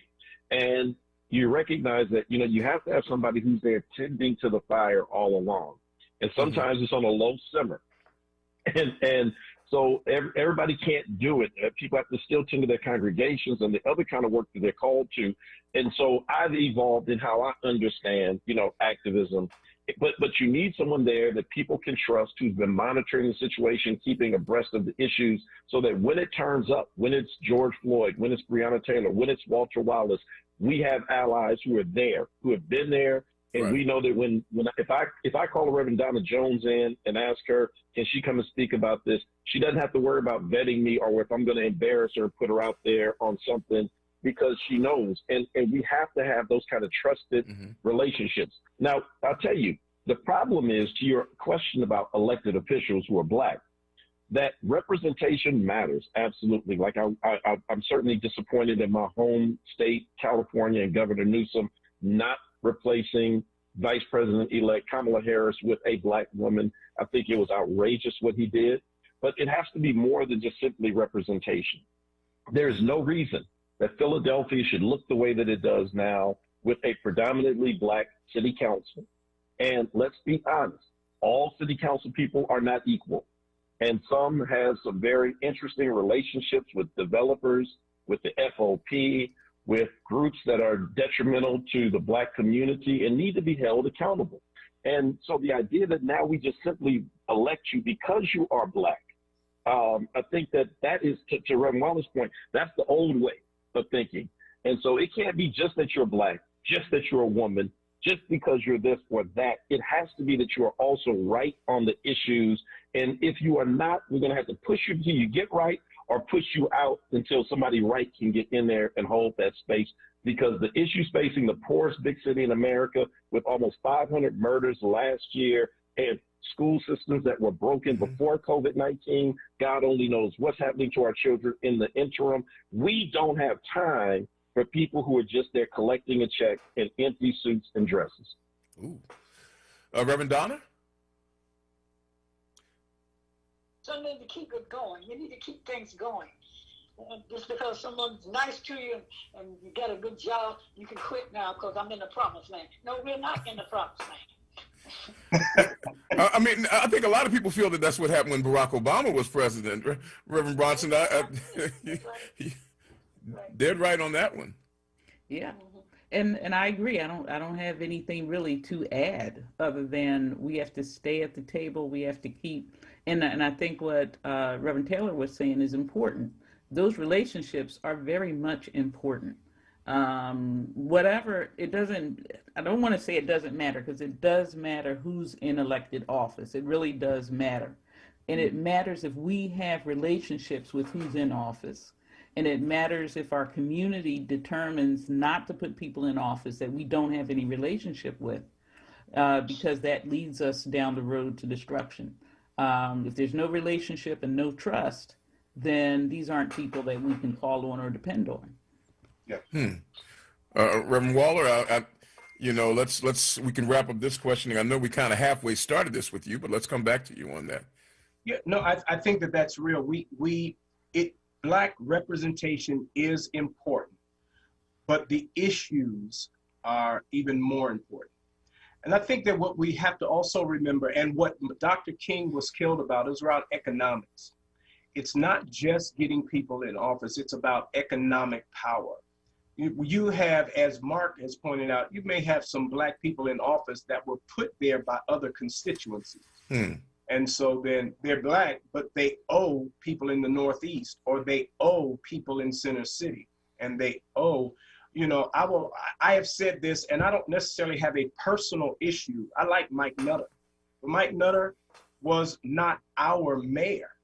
Mike Nutter there was an agenda that sent him there, and Mike Nutter did that agenda. But that wasn't necessarily a Black agenda. I said this back in 2007. And I think that in order to have an agenda with politicians, there has to be an economic base. And so now we have to raise questions around what happened to the luxury hotel owned by Black folk that was supposed to come into Philadelphia about 2 years ago. And then all of a sudden it just didn't happen. Those are the things. How many businesses that are Black owned are worth 10 million or more in Philadelphia. And why not? And that's what we need to be asking the Chamber of Commerce. How do you help facilitate that? That's the next conversation. That's what got Martin Luther King shot. You see, when he started talking about cutting up the pie, they said, we got to kill this Negro.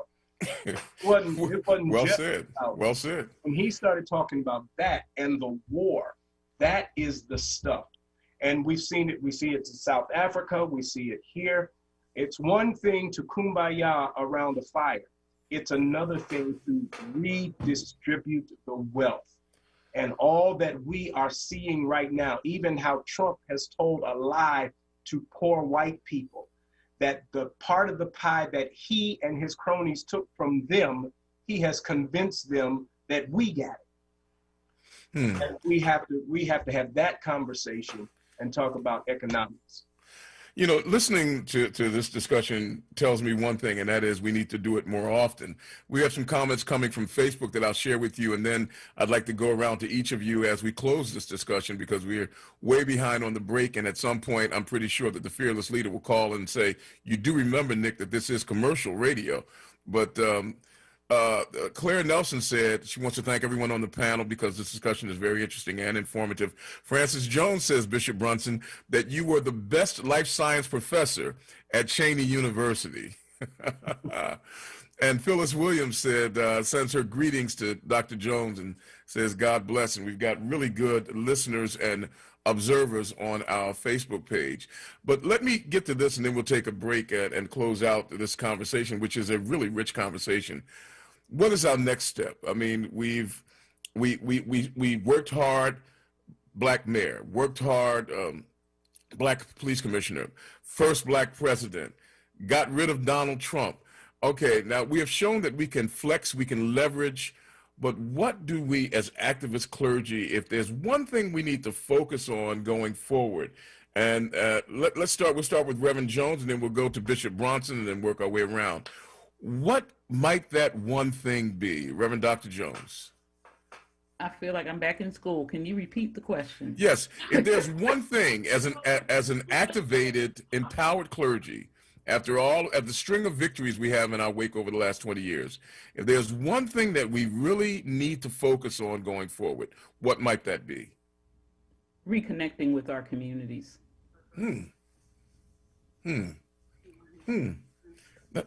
That's funny. I mean, in the old days, a church used to be a part of its community. You didn't even need a parking lot because people kind of walked or just maybe caught one bus to get there.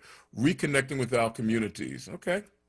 Yeah, partly because of the fact that of the distancing and gentrification and all of that, but also we've had what 9-10 months of COVID now.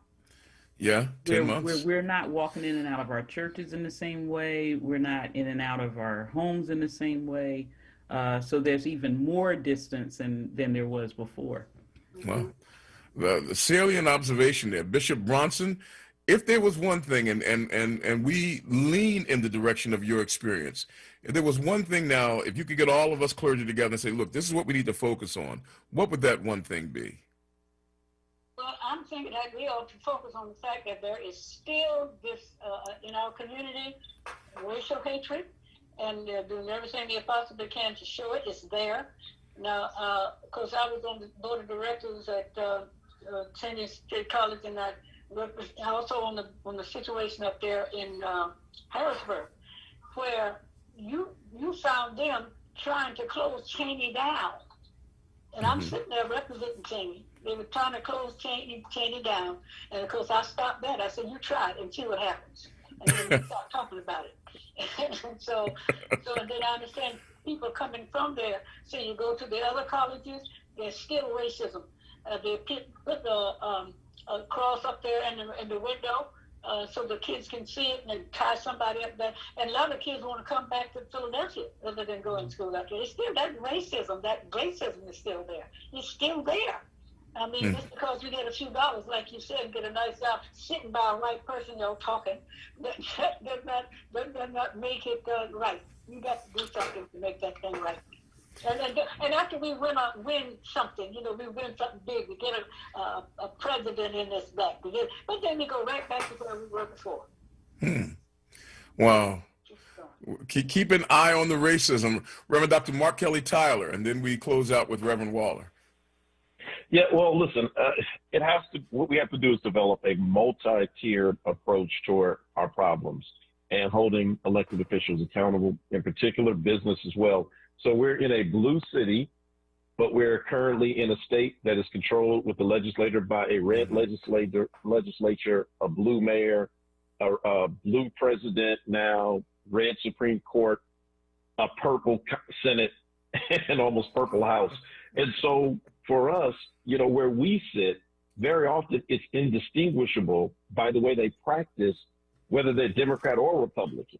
So in the city, we have to have one approach that holds accountable. It's one of the things I found that was difficult in trying to go hard against the Mayor Nutter administration on things is that black folk were telling us, we can't do that. He's a black mayor. Well, what are you talking about? Do we wait till he leaves and we get a white mayor before we can? I mean, this is not personal. This is about a 26% poverty rate. And how do you address it if you don't deal with the city CEO? So it's going to require sophistication in how we deal with a blue city that can then pivot and deal with a red state legislature and then pivot again into the national arena. In our work, we say no permanent friends, no permanent enemies, only permanent interests, and that would serve us well to adopt that and live by it. Well said, sir. And finally, Reverend Dr. Alan Waller, if he could just somehow or another cut everybody's head and lift it up like a top and pour into it one issue that we need to start pursuing and focusing on, what might that be? Well, I wish I could talk like Mark Kelly Tyler, because so do I. The way he said it. But I would argue that economic development, I think we have to ask, what was Leon Sullivan on to, and finish his work. Economic development in our community is what I believe the church should be focusing on. And it takes all of it. But if you were to ask me one thing, how can we become incubator for others to create wealth and learn about it and appreciate the economic system? That is what I think the church must focus on. Ladies and gentlemen, you've heard them all, activist clergy, all starting with our most esteemed member of this colloquy, Bishop Audrey Bronson of the Sanctuary Church of the Open Door, her biographer, Reverend Dr. Donna L. Jones of the Cookman Beloved Community Baptist Church, Reverend Dr. Mark Kelly Tyler of Mother Bethel AME, and Reverend Dr. Alan Waller of Enon Tabernacle, all of them working in the community, all of them committed to changing things, not only from within the church, but outside the church. I want to thank all of you for spending this time with us. We are really pressed for a break. Appreciate it. We'll be calling you back to continue this conversation in the days to come. Bless you all. Thank you. Real privilege. We are way behind on the break. We'll do some catching up, and when we come back, we will combine a little bit of art with activism in the form of a little bit of poetry, and then your discussion, your conversations from those of you who are listening will guide the rest of our talk throughout this program. You're listening to WURD. This is Nick and Evening Words. We'll be back after this. Now, a traffic update on WURD Radio. We've got some problems on the Roosevelt Boulevard tonight. Boulevard southbound of the Schuylkill Expressway. Disabled vehicle is partially blocking the ramp to 76 westbound from Route 1 southbound. And we are backed up on the boulevard back to about Ridge Avenue. Elsewhere, we've got some delays on the Schuylkill Expressway. It's heavy 476 the Blue Ridge to the Conchie curve. Then it's a bit stop and go from Montgomery Drive to Spring Garden Street. And we're heavy westbound through the construction zone, University Avenue to 30th. 95 is backing up on the southbound side, Betsy Ross Bridge to Girard. The Vine Expressway stop and go, 8th Street down to Broad Street. In Trenton, New Jersey, roads around Trenton City Hall closed till further notice for security measures regarding the inauguration this week. Report brought to you by ExpressPros.com. Looking for an easier way to find your next call center or accounting job? It's time to get to know Express Employment Professionals. Visit ExpressPros.com to find one of more than 830 locations to support any job search, and there's never a fee. For more traffic information, log on to SIGAlert.com. I'm Jason Lee with your Philadelphia area traffic.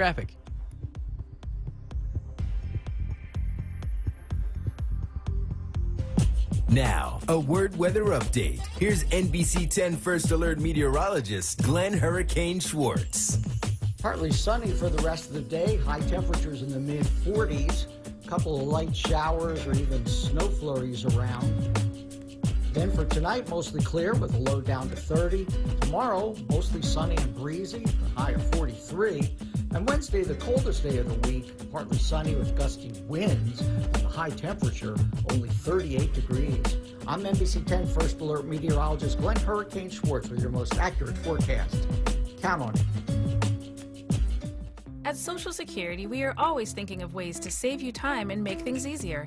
That's why we created My Social Security. A My Social Security account allows you to access your earnings history and benefits information, request a replacement Social Security card, get a proof of income letter, estimate and apply for benefits, and more. Save time. Go online. Open a My Social Security account at ssa.gov/myaccount. Social Security. Securing today and tomorrow. Produced at U.S. taxpayer expense. Dr. Martin Luther King Jr. in his own words. Brought to you by Pico, Keystone Plus, Premium Nutrition Meals, and JD's Auto Body and Painting. The immortal words of Dr. King. At the very same time that America refused to give the Negro any land, through an act of Congress, our government was giving away millions of acres of land, which meant that it was willing to undergird its white peasants from Europe with an economic floor. But not only did they give the land, they built land-grant colleges to teach them how to farm, government money. Not only that, they provided county agents to further their expertise in farming. Not only that, they provided low interest rates in order that they could mechanize their farms. Not only that, today, many of these people are receiving millions of dollars in federal subsidies not to farm, and they are the very people telling the black man that he ought to lift himself by his own bootstraps. This is what we are faced with, and this is the reality. Now, when we come to Washington in this campaign, we are coming to get our check. Brought to you by Pico, powering communities, Keystone Plus, Premium Nutrition Meals, and JD's Auto Body and Painting for all your auto body and detailing needs.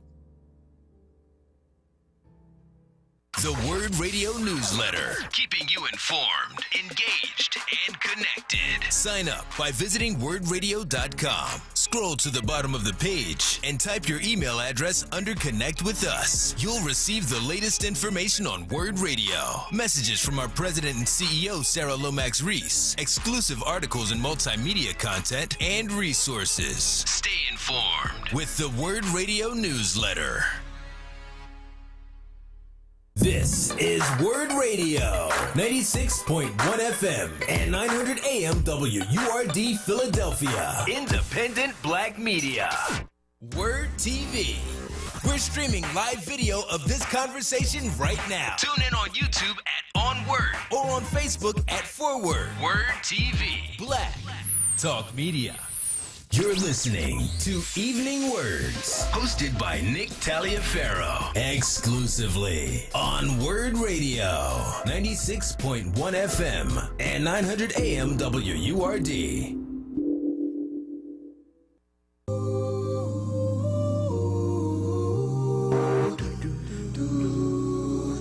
Lift every voice and sing till earth, heaven ring, ring with the harmonies of liberty. Let our rejoicing rise high as the listening skies resound the rolling sea. Sing a song full of the faith that the dark past has taught us. Sing a song full of the hope that the present has brought us. Facing the rising sun of our new day begun. March on till victory is won.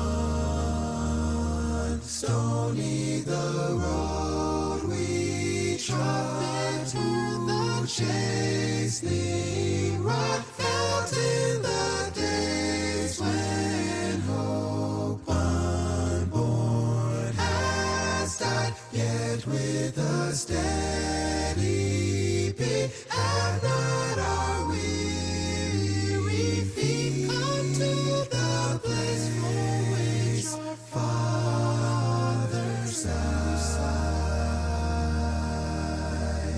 We have come over a way that with tears have been watered. We have come treading our path through the blood of the slaughter, out from the gloomy past till now we stand at last, where the white gleam of my star is cast.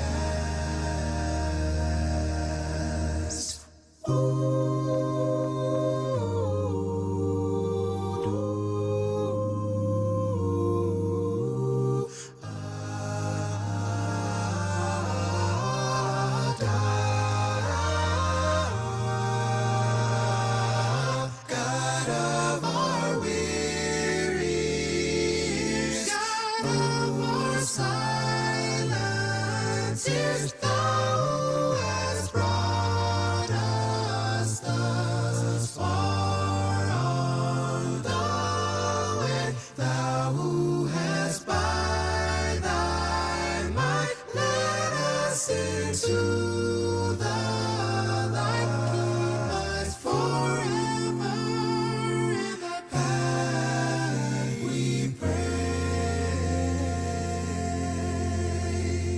Lest our feet stray from the places, our God, where we met thee. Lest our hearts, drunk of the wine of the world, we forget thee. Shadowed beneath thy hand, may we forever stand. True to our God, true to our God, true to our native land, true to our native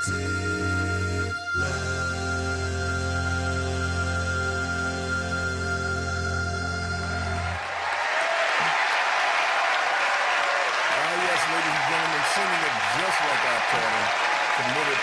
To lift every voice and say we thought we'd start off the third and last hour of this program in that way as well. We're deeply grateful for them lending their talents to this program as we celebrate the memory of Dr. Martin Luther King. This program is subtitled The Spirit of a King, the contemporary activist clergy person.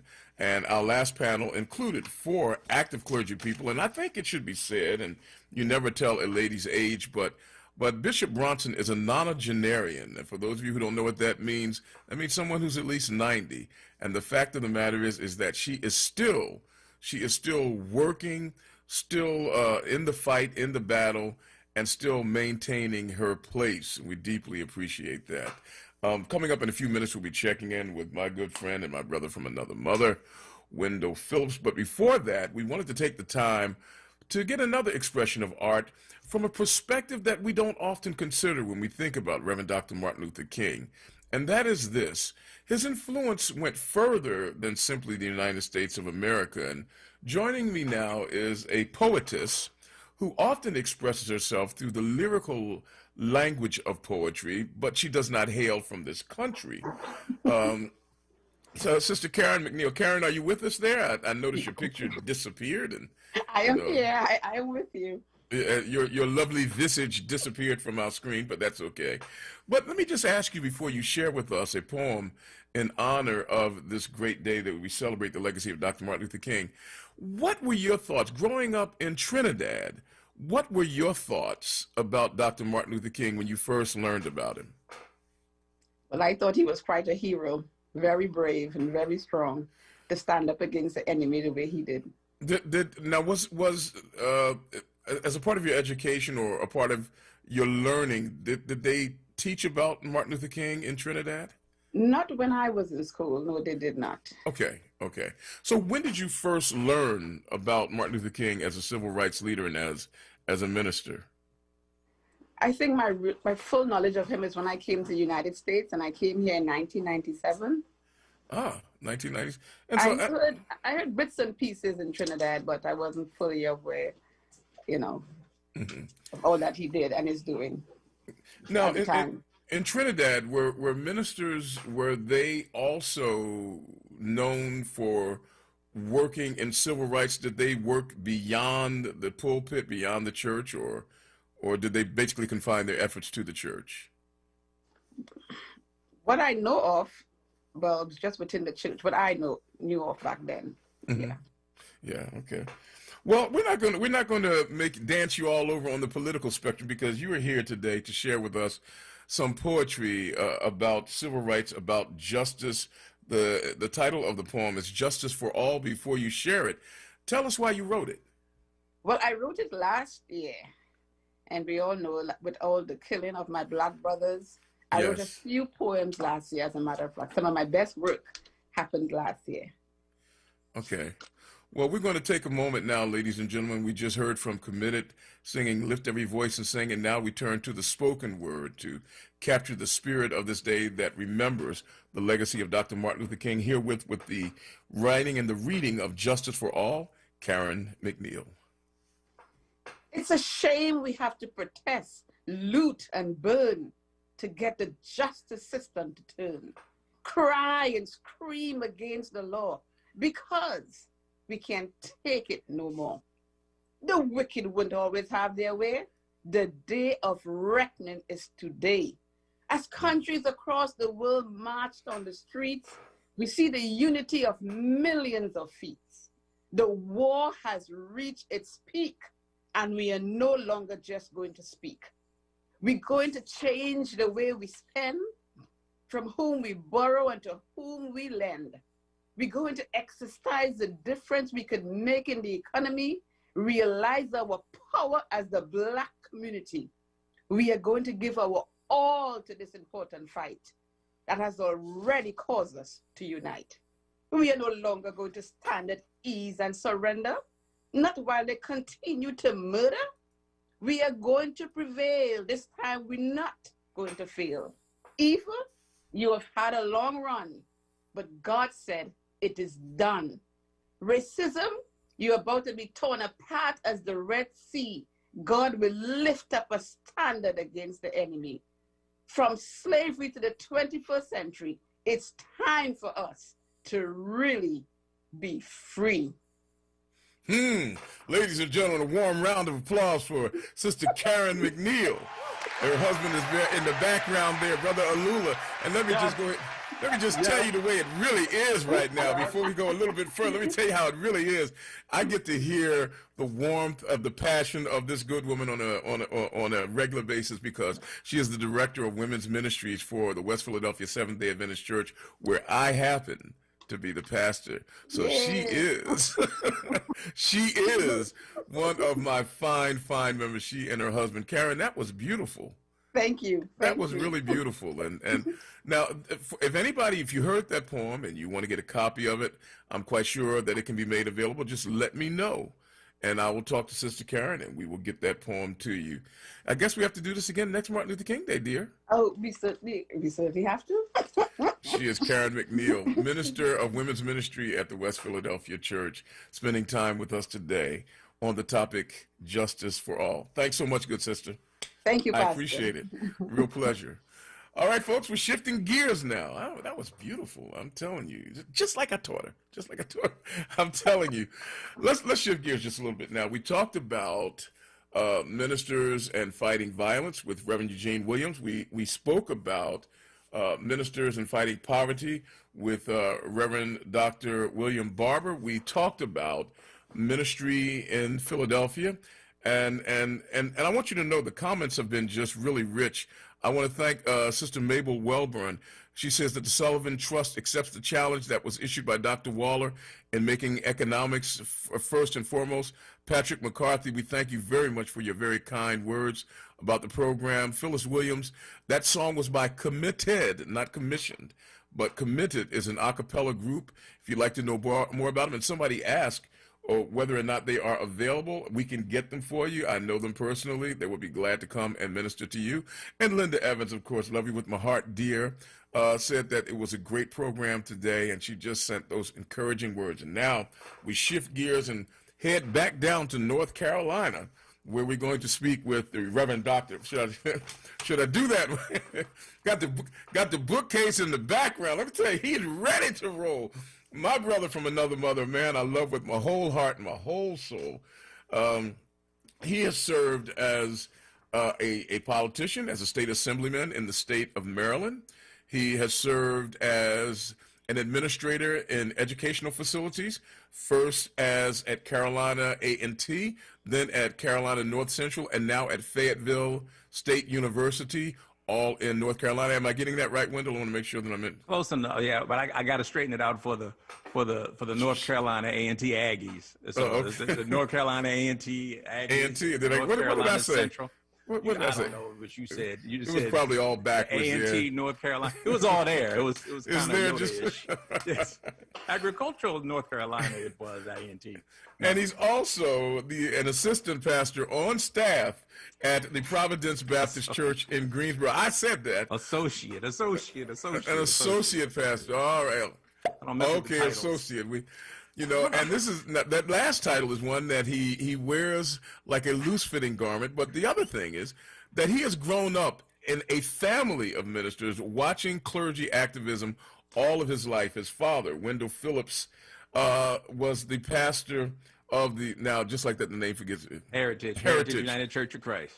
In Baltimore, located there on Liberty Heights Avenue, beautiful church, sitting up prominently there. Your father ran for Office. Did he run for president district. at one time? President? No, that was his brother. His brother ran for president. Another pastor. Another pastor, UCC pastor at Lincoln, Lincoln Temple United Church of Christ in Washington, D.C. But your dad ran for all. I mean, your father was, because when I was there, he was active. But your father was an extremely activist pastor, very much involved. What did you learn by watching all of that, Wendell? It was just the way it was. People talk about and me walking that line between, state politics and government, and where you always hear about the separation of church and state and things like that. What I learned with Dad and all of his friends and that were like uncles to me was that, there was no separation of church and state in that regard, is that God was either God of all or he's not God at all. And so Dad looked at Annapolis and going to the State House and any kind of political things as just another ministry, an extension of the ministry. So you would take what he was doing in Baltimore City at Heritage United Church of Christ and carry it to, the State House. So from God's house to the State House, it was all the same thing in terms of the voice needed to be here. It clearly wasn't the same thing. Although he did say he learned all his politics in church. So everything, you need to know about politics, he had learned in church. That got him ready for the world of politics. So now you saw them both growing up. You saw politicians, you saw ministers, and you have a foot in both of those worlds, even though you are an administrator at the college level, and you've done that in 3 different places in North Carolina. Your titles are former assemblyman of Maryland and associate pastor at Providence Baptist. What did you learn that made you want to run from both of them, and what did you learn that drew you to both of them? I think it was just the fact that it was what I knew. As much as you try to get away from it, when you watch it and you see it done and you see it done well, as I mentioned, it was, my grandfather was a minister. old school Baptist, you know, so old school that. How many ministers do you have in your family before we go any further? I mean, I think even your dog, I went by, his dog said to me, bow wow. I mean, I'm telling you, everybody was a preacher in his family. But yeah, pretty much. So my grandfather, it's funny, so I'm back in North Carolina, which is where my grandfather was from, in Surrey County, North Carolina. He was a pastor, you know, ordained in Winston-Salem here, and then went on to school, went on to New York, ended up pastoring Brown Memorial Baptist Church. And he was a pastor in New York at the same time that Adam Clayton Powell's father was pastoring in New York. And then, so he had 6 kids, 5 boys, 1 girl. 4 of the 5 boys are pastors, all ordained pastors, and the 1 girl married a pastor, Sterling Carey, W. Sterling Carey, who became the first Black president of the National Council of Churches. Man. And then, so Uncle Channing was a pastor. Uncle Al was a pastor in Cleveland, and Uncle Porter was a pastor in Baltimore. And Buffalo, New York, for the most of the time in Buffalo, New York. So I'm surrounded. So and then your father, of course, was a pastor, and all, yeah. And then so all of the one that wasn't a pastor went to law. So it's funny how closely law and pastoring run. But speaking of somebody running from pastoring, can you imagine how it was for my uncle? That uncle who didn't. Yeah. I can be a pastor. Yes, I can imagine it. And they all see it's in my blood. So, but Dad was actually on his way to med school, and he wanted to be a doctor. And he went to he was at Penn State. He had a ball, and he got yanked out of there. Grandpa yanked him out of there and said, "No, you going to Virginia Union." He went to Virginia Union and met the likes of Dr. Sam Proctor, and the rest was history. That's how he got shifted. Yeah, he shifted around. Yeah, and so. I came back, you know, I've been around it all, and it's really what I've known. And so it wasn't something that I planned to do or was looking to do, but when you look around and that's the foundation under which you've been raised, and you look at what's going on in communities and you see what's happening. And I grew up in the same, you know, I grew up in the city where Dad was pastoring and where he later ran for office. And here I was, so some years later, after I tried, you know, not to do it, but then you decide, okay, am I going to sit around and complain about the way things are, or do I throw my hat into the ring and try to see what I can do to help further this? Throw your hat into the ring. By that you mean running for elected office? Yeah, when I ran for elected which you office. won. You served as a state assemblyman in the state of Maryland. Yep, from 99 to 2003. In the House of Delegates, 41st District, the most of Northwest Baltimore City at the time. Very diverse district, and a very rewarding, humbling, noble experience. Yeah. Well, you threw your hat in that ring, and your hat fit very well. And now, as an associate pastor of the Providence Baptist Church, do you ever think of throwing your hat further into that ring? I don't know. You know, it comes and goes. It comes and goes. I mean, yes and no. I mean, you know, I think. You know, I got them now, folks. I got them now. I go through this after you see it done, and when you see it done well and done right, you're like, that's a lot. That's a lot. It you is know, a lot. Oh. No, it doesn't. It does not stop. No, so it doesn't. it's you know, so you just kind of you know what I do. I just kind of try to do whatever it is that I'm asked to do, and just kind of move at that point. I'm not, you know, stepping wholeheartedly. What is the work of the activist clergy person today? I mean, now you've touched all of the vital areas of human conduct and concord, the church, politics, and now in education. What is the seminal work of today's activist clergy person? What should they be about? What should they be doing? I think it ought to be about addressing, you know, one of my dad's friends talked about, the Reverend Vernon Dobson in Baltimore City talked about, someone asked him once, did he remember when he, you know, got the call And he talked about, you know, how some people know the day and the hour and the moment when they got the call and what it was. It was very clear. And there are other people, I kind of put myself in this category. It's like a process. It's kind of just been ongoing, where you can see different points in your life if you look back where you were guided this way or that way. And what Uncle Vernon said, he doesn't remember hearing a call. He just remembers feeling the need. And so what he did the rest of the time, he would just go to that need. He was very open to that, very observant, very open to trying to address whatever the need was, and then going after that. And in some ways, it doesn't feel as daunting, I think, that way. You may find that you're in the middle of it before you know it, but at least if you're addressing one need at a time, you find out how these things are interconnected. And then that's what you do. You just try to address one thing after another, after another, after another, because there's so many things out there. I was going to ask you, help us out by, with your breadth of experience, what do you see as some of the pressing needs, particularly for the African-American communities of our country? I mean, I think this, you know, we talk about equality. We talk about, we're still, you know, seeing the recent thing that gone on in DC is just so crazy to me. You know, where for Black folks, we're like, you know, we've been telling you all along. This is how it is. And things are crazy. So it's not as shocking to us that people have completely lost their mind. But at the same time, you recognize that, you know what, there's still this difference. And until we deal with the root cause and really start to have conversations around this issue of race, around these issues of equality and equity, you know, they're not the same thing.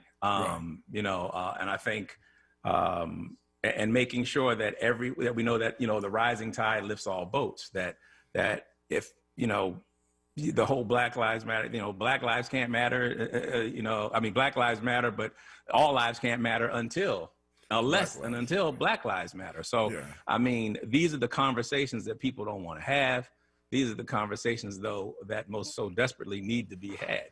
And open space to kind of have that. I think we've got to be willing to let people, you know, admit, you know, what it is they didn't know without beating them up terribly. You know, once, what was it? I think it was C.T. Vivian said, you know, once when people give up, when they give up their hate, you got to be there when they do it. If you're going to ask people to give up their hate, you got to be there for them when they decide to do it. You know, I think that's where things fall short. I mean, we're good at, you know, on the one hand, we're good at showing people, here's what you've done to us, here's what it is, this is what it feels like.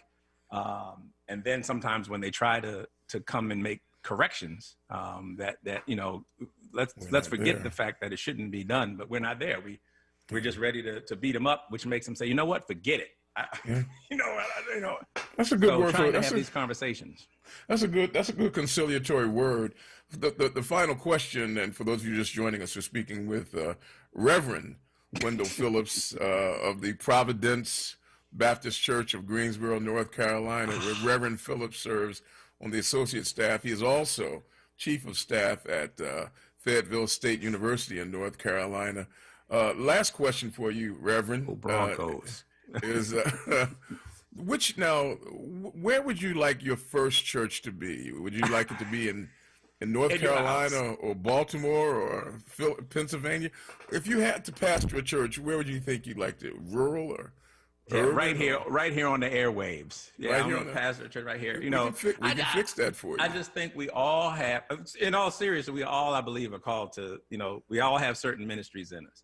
And right now my ministry happens to be, you know, in the higher education realm, you know, and trying to move through and make sure that we have these places of you know, where our kids can go to school and come back and be the change agents they need to be. Maybe some of them want to be pastors. I hear thunder rolling because I know the lightning's about to strike.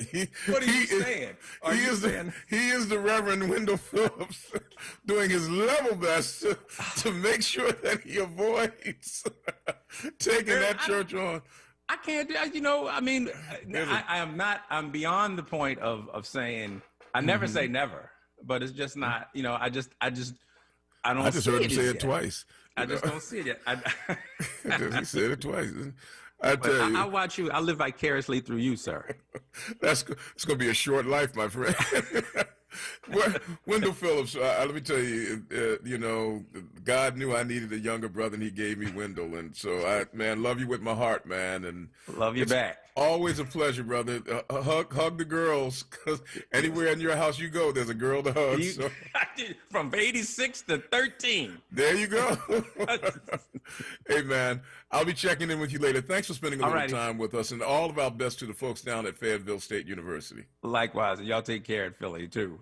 Reverend Wendell Phillips of the Providence Baptist Church in Greensboro, North Carolina. When we come back, folks, we'll check in with you. We want to know what you think about our program. We want you to know what, any of the programming all day. We've had great programming all day today. And I'm telling you, I enjoyed the dialogue and conversations from today's Evening Words program, subtitled In the Spirit of a King, the contemporary activist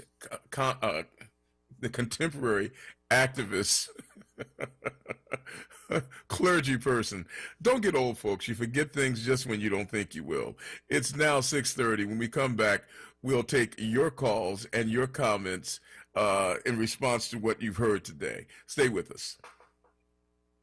Clark Roofing Company has over 30 years of quality roofing experience, providing exceptional customer service, honesty, and professionalism. Clark Roofing is a second-generation master roofer, installing top-quality roofing systems for commercial and residential properties across the tri-state area. For fast, dependable service, call 215-365-ROOF. That's 215-365-7663.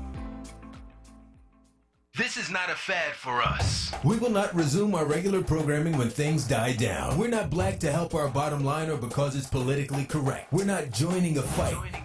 This has been our fight, our message, our people. Black lives have always mattered here. We are undeniably, indefatigably, unapologetically, permanently Black Talk Media.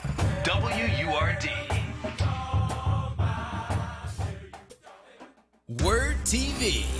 We're streaming live video of this conversation right now. Tune in on YouTube at onWURD or on Facebook at WURD. WURD TV. Black Talk Media. You're listening to Evening Words, hosted by Nick Taliaferro, exclusively on WURD Radio, 96.1 FM and 900 AM WURD.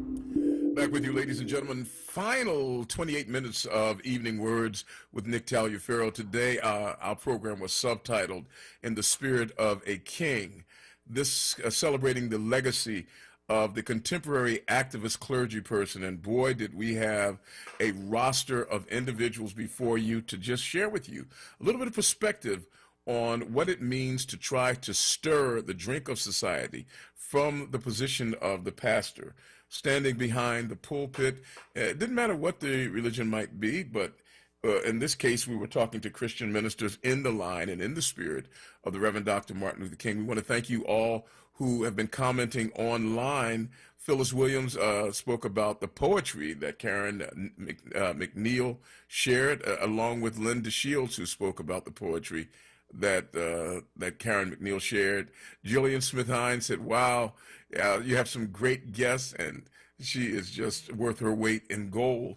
We'll open the phone lines really quickly, 215-634-8065, for those of you who want to comment on what you've heard today, not only on this program, but all throughout the programming of the day. Coming along in just another 20 minutes, you'll be checking in with the cherry on top of this entire dessert of a day, and that is, and we ask you to save a little space for that, because Sincerely Sarita comes your way in the 7 o'clock hour to kind of put the capstone on all that we've done today to celebrate the legacy of Dr. Martin Luther King. Wow, what a day it has been. 215-634-8065 is the number here in the city of Philadelphia. 215-634-8065 is the number here in the city of Philadelphia. For those of you who always say the preachers aren't doing anything and the preachers need to do, and the preachers this and the preachers that, remember that clergy people have been involved in great movements throughout history. Not just Martin Luther King, but the anti-Nazi movement with Dietrich Bonhoeffer in Germany. Clergy people, I mean, all throughout history, clergy people have found their way into the vanguard. Abraham Heschel, who was a rabbi and who marched with Dr. Martin Luther King. Clergy people have always been there because we need inspiration that comes from a source that is higher than us, deeper than us, wider and broader. You may not be able to define or detail who God is, but if you look out on this great, vast world and this universe with all of its beauty and wonder, and you recognize that the world, that the universe, that all that we see in nature seems to be the work of an intelligent design. The world is not a haphazard mishmash of accidents that roll along one over the other, but the world is the fruit of intelligent design. And if there is intelligent design, it just goes to the argument, it makes itself that there must be an intelligent designer. And we call that intelligent designer God, for want of a better term. And if there is a God, and I believe that there is wholeheartedly, and God cares about the creation that he's made, think about it, folks. Some of you folks get upset if somebody messes with a cake that you make before you're ready to cut it and serve it. If you care about the cake that you make or the cabinet that you build, if God made what we see, that God would care about this creation, caring, he would want to, or she would want to, at whatever term you wish to use, would want to be in touch with that creation. And so people who are connected to God have always found a way to channel the thoughts of God and to bring those thoughts to God to bear upon societies in which they live, to bring those thoughts of God to impinge upon the circumstances that confront the creatures that God has made, whether it's environmental injustice, racial injustice, economic injustice, social injustice, whatever the case might be, whether it's injustices to people whose sexual orientations differ from yours. I am still wondering about that one, why people could become so angry at someone simply because their sexual orientation is different from yours. That's like me saying, wait a minute, you don't like to nibble on your girlfriend's ear? Well, you can't work in this building because we're all a bunch of ear nibblers. I mean, what does that have to do with the value that a person brings? Their sexual proclivities or appetites or orientation. What does it have to do? I still don't understand that one. But whatever the case might be, clergy people have always been in the forefront. We apologize for not being able to bring to you one of the leading clergy people in this country today, Bishop Yvette Flunder out of Oakland, California, from the Christian Refuge Church there.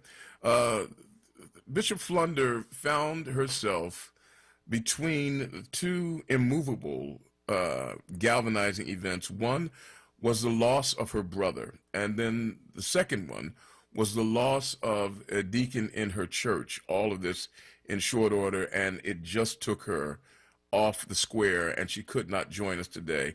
We will catch up with Bishop Flunder at another time and bring her to you. She was one of our guests for today, and the only one who could not make it, but everybody else did. 215-634-8065 is the number. 215-634-8065 is the number. Why don't we take a break just a little earlier than the normal time, and then we'll get back to the phone lines so that you can give your feedback on the programming that you've heard today. 215-634-8065. Quick pause. It is now 21 minutes away from the hour of 7 o'clock. Coming along at 7 o'clock, Sincerely Sarita asks you to sincerely save a little space for her and the conversation that will be the capstone of our Martin Luther King local commemoration. Reverend Al Sharpton comes along at 9 o'clock, and you know he'll have something to share. We'll be right back after this.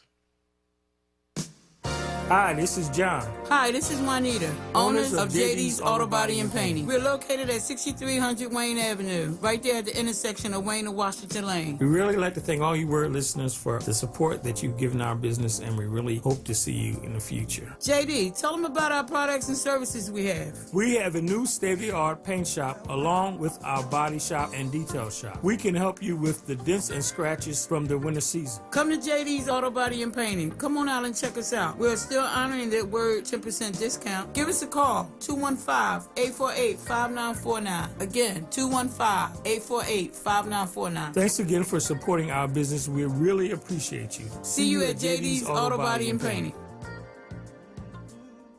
Jobs, entrepreneurship opportunities, small business resources, and financial literacy. Livelihood. The new initiative from WURD Radio to connect Philadelphians to resources to help take the next steps in their professional lives. WordWorks.com features career readiness tools, entrepreneurship resources, funding opportunities, and events to expand your livelihood. Visit WURDworks.com right now and take the next step in your professional journey. Livelihood is supported by the Nightland Fest's Local News Transformation Fund, Borealis Philanthropies Racial Equity and Journalism Fund, and the Solutions Journalism Network. WURD TV. We're streaming live video of this conversation right now. Tune in on YouTube at onWURD or on Facebook at ForWord. WURD TV. Black Talk Media. You're listening to Evening Words, hosted by Nick Taliaferro, exclusively on WURD Radio, 96.1 FM and 900 AM WURD. Back with you, ladies and gentlemen, here. Final moments of Evening Words with Nick. Glad that you can join us. We're going to get right to the phone lines. Got time for a couple of calls before we say farewell and yield the microphone into the capable hands of Sarita Martin. Let's go to Spread Love in Philly, the great city of brotherly love. Spread Love, thank you for calling and welcome to the show.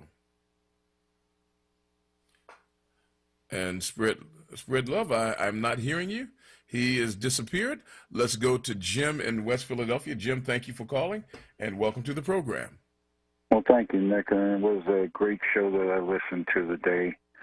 And there's a lot of memories in that, and all because I lived at a time when, Martin Luther King was actually alive, and you could see him on television and the papers and all. And I know the feeling of when he was assassinated. I was 20 years old, 53 years ago. Wow.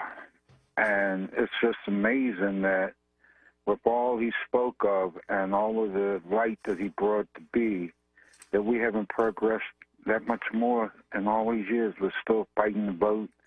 We're still fighting for all our equalities. And it just really upsets me that where you're born at, you're a citizen, whatever country. If you're in China, you're Chinese. Japan, you're Japanese. If you're an American, you're an American citizen. That's your birthright.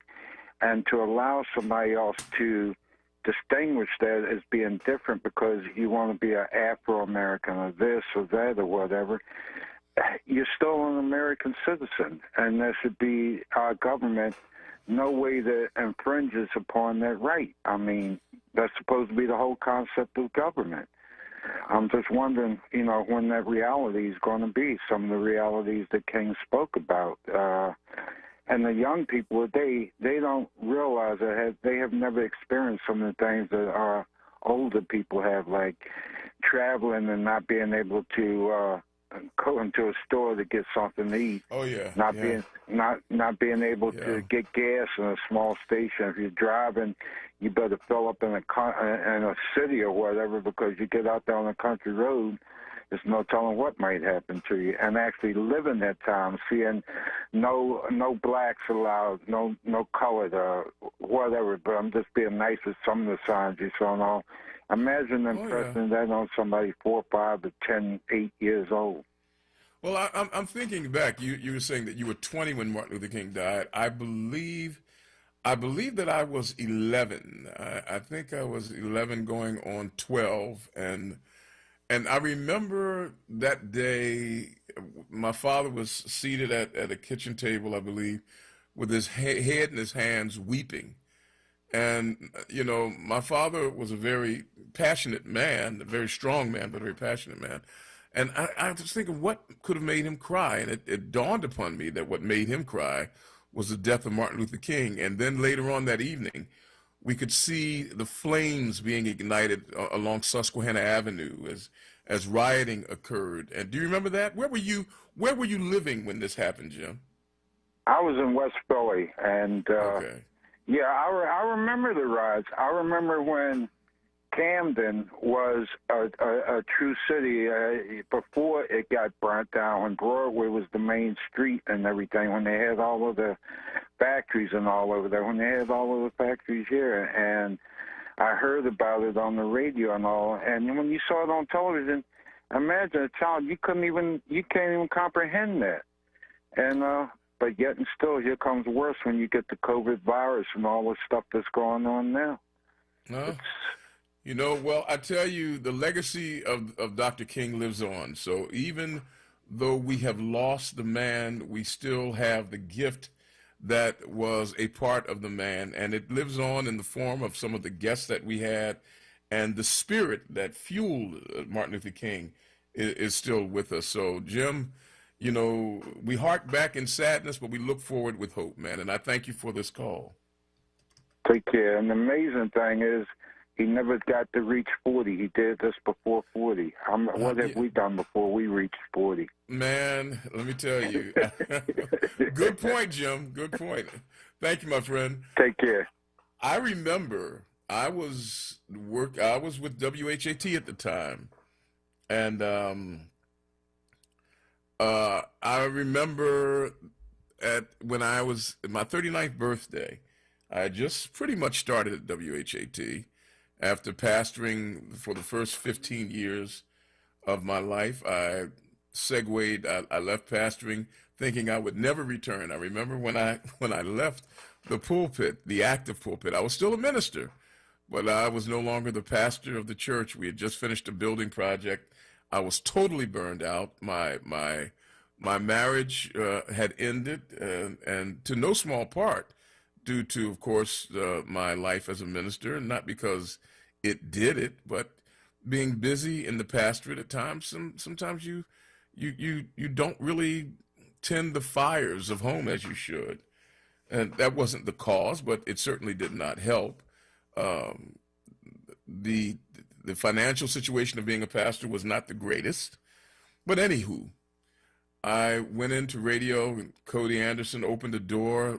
Deborah Anderson opened it as well, and I became a host at WHAT as I'm turning 39. And I remember going through the biggest depression of my life. Well, not the biggest. That was to come a little later. But it was a pretty big one. And that is, I remember thinking, I'm 39 years old, and I haven't accomplished anything. Nobody could tell me otherwise. Now let's be clear about something. I've been responsible for 2 successful church building programs, responsible for 1 successful church renovation program, responsible for the purchase of another church building. All of this while I was in my mid-30s. The first church building program was when I was 25 years old. I had helped hundreds of people find their spiritual journey through baptism. I've been a part of the largest baptism in our region of 400 people. These are all things I've done. And then I had my own radio program. But at the age of 39, I went through a depression because I told myself I hadn't accomplished anything. And literally, I just said to God, you should just let me die. I remember feeling that way. And I look back on the pictures now of Martin Luther King. Most people, when they look on his pictures, they don't see him as a 39-year-old man. They don't recognize that this man was barely out of his 20s when he came to national prominence. He carried himself with such dignity and gravitas that people forget how young he was. And it wore on him, and it took him down. One doctor said that after he died, and I think they did an autopsy, they said that the stress and strain on his heart was equal to what you would see in a 60-year-old man. It took him down. Carrying the burden of the people will wear you flat out. But it didn't stop him. In 39 years, he put it all in. I compared that with the life of Malcolm X. An extraordinary life that had been bent by incarceration and twisted by misbehavior. Malcolm X found a spiritual pathway that led him closer to God as he perceived God to be. And I respect it with all of my heart. Here's a man who loved his family, and as far as anybody knows, he lived with the kind of integrity that would allow you to say, here's a man who is fully committed to what he professes. But at the age of 39, he was gone. And that 39 thing resonated with me. And now I've lived almost, well, not quite twice as long. But, you live long enough, you realize that you need to be gentle with yourself and to do what you can. Martin Luther King did what he could. Malcolm X did what he could. And I'm pretty content now that I've done what I could. And I'm looking forward to that day when I have the opportunity to lay down sword and shield and pick up the mantle of retirement and read good books and maybe even write a few of them and converse with friends. Hey,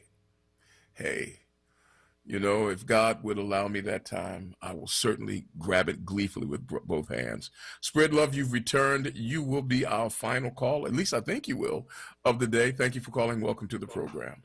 God bless. Pastor Nick, how you doing, family? How are you?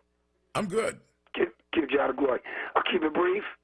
Brother Eric Nixon, DJ Frosty Phoenix, always doing an amazing job. WURD family, God bless us all, especially everyone suffering and incarcerated, especially those incarcerated falsely and those repentant. May we achieve liberation with joy. And Pastor Nick, thank you for your show. It's banging as always. Extra banging today. Thank you, sir. We give thanks. Thank you. You did the work. And thank you for being brave and sharing your feelings with us. For real. It's not an easy thing, especially to reach a point where you had a catharsis to be in one with them. Oh. Right? Let me tell you, there were some dark days. I'm grateful to God that I was able to walk through them, but there were some dark days. I remember them well. And what sister you can't get to know better days unless you make it through the night. Remember that Diane Reeves wants her song back, but yes. Yeah, no, trust me, I ain't take her song. If you call that even close to what she do. But listen, Brother Nick, real quick. As you were saying Malcolm, I called in to say Eric Malcolm. But I hung up so that Brother Jim could get on because I knew whatever he was going to say was way more important than me. And Medgar, how old was Medgar when they killed him? I think, what was he, 38 or 39? Do I need to say more? But now How listen, about that? Let's not get down on ourselves. Because remember what the Honorable Reverend Dr. Martin Luther King Jr. did tell us. He said, if you can't be a bush, whatever, you know what I mean? If you can't be a tree, be a bush, I ain't even there Be the yet. best at whatever you are. Grass. I was just saying I ain't even at that point. I'm working on this blade of grass I'm rolling up. Listen, no, real quick. Blade of grass you rolling up, huh? Yeah, listen. Anyway, listen. I forgot and remembered and should have known all along. Seventh-day Adventist Church. How could I not give a shout-out to you, my brother Ross Alula, and his family? Oh, you know Ross. You know him, huh? Man, listen. That's an understatement. Give God the glory. And as always, if you know that, you know this. Selassie Jah, Rastafari, Empress Menen. More love, Brother Nick. As always, thanks for letting me get on your nerves. Bless you, sir, and I thank you for that call. Thank you so much. Oh, wow. Well, I'll tell you, the day comes to an end gracefully and gently. It's been a long but a very full day, and I'm really glad that we could spend this time together. take some time over the next few days to listen to some of the speeches of Reverend Dr. Martin Luther King. His speeches, his sermons are filled with not only religion, but with philosophy, with sociology, with psychology. Some of them are metaphysical. He was a profound man who was light years ahead of his time. I'm deeply grateful to bear the mantle that is a part of his definition, which is to be a minister of the gospel of Jesus Christ. I say that not as a matter of superiority or exclusivity, because I respect ministers from all across the spectrum of religiosity. Some of my I reserve some of my greatest appreciation for ministers of the Eastern religions. My Buddhist friends have really developed a spirituality in certain ways that far exceed that of some of our Christian friends. But as a minister of the gospel of Jesus Christ, I feel that it is necessary for me to embody those tenets of how should we say it, of conciliation, of forgiveness, of mercy, and of justice. You can't have love without justice. And so we aim ourselves at times in justice. So for justice. I want to remind everybody as we go forward that our friends at Black Clergy of Philadelphia and vicinity will be having a program tomorrow called When Presidents Pray. It's a virtual prayer service for the Biden-Harris administration. I've been hearing about some things going on in the world. As I've been on air, I have to check and see what the news will tell me.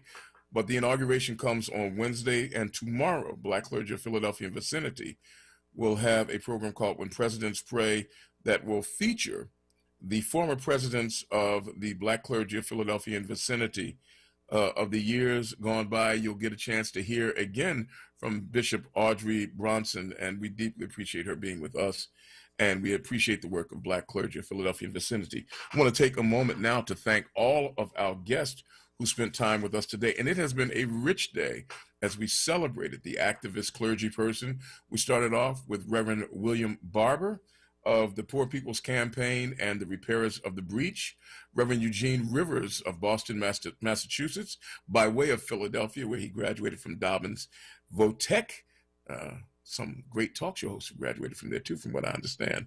Reverend Rivers of the 10-Point Plan of Boston, Massachusetts, that reduced the gang violence of that great city. Reverend Wendell Phillips, who joined us out of Greensboro, North Carolina. We want to thank our friends here in the city of Philadelphia, colleagues all, Reverend Alan Waller, Reverend Mark Kelly Tyler, Reverend Dr. Donna Jones, and of course the inimitable Bishop Audrey Bronson.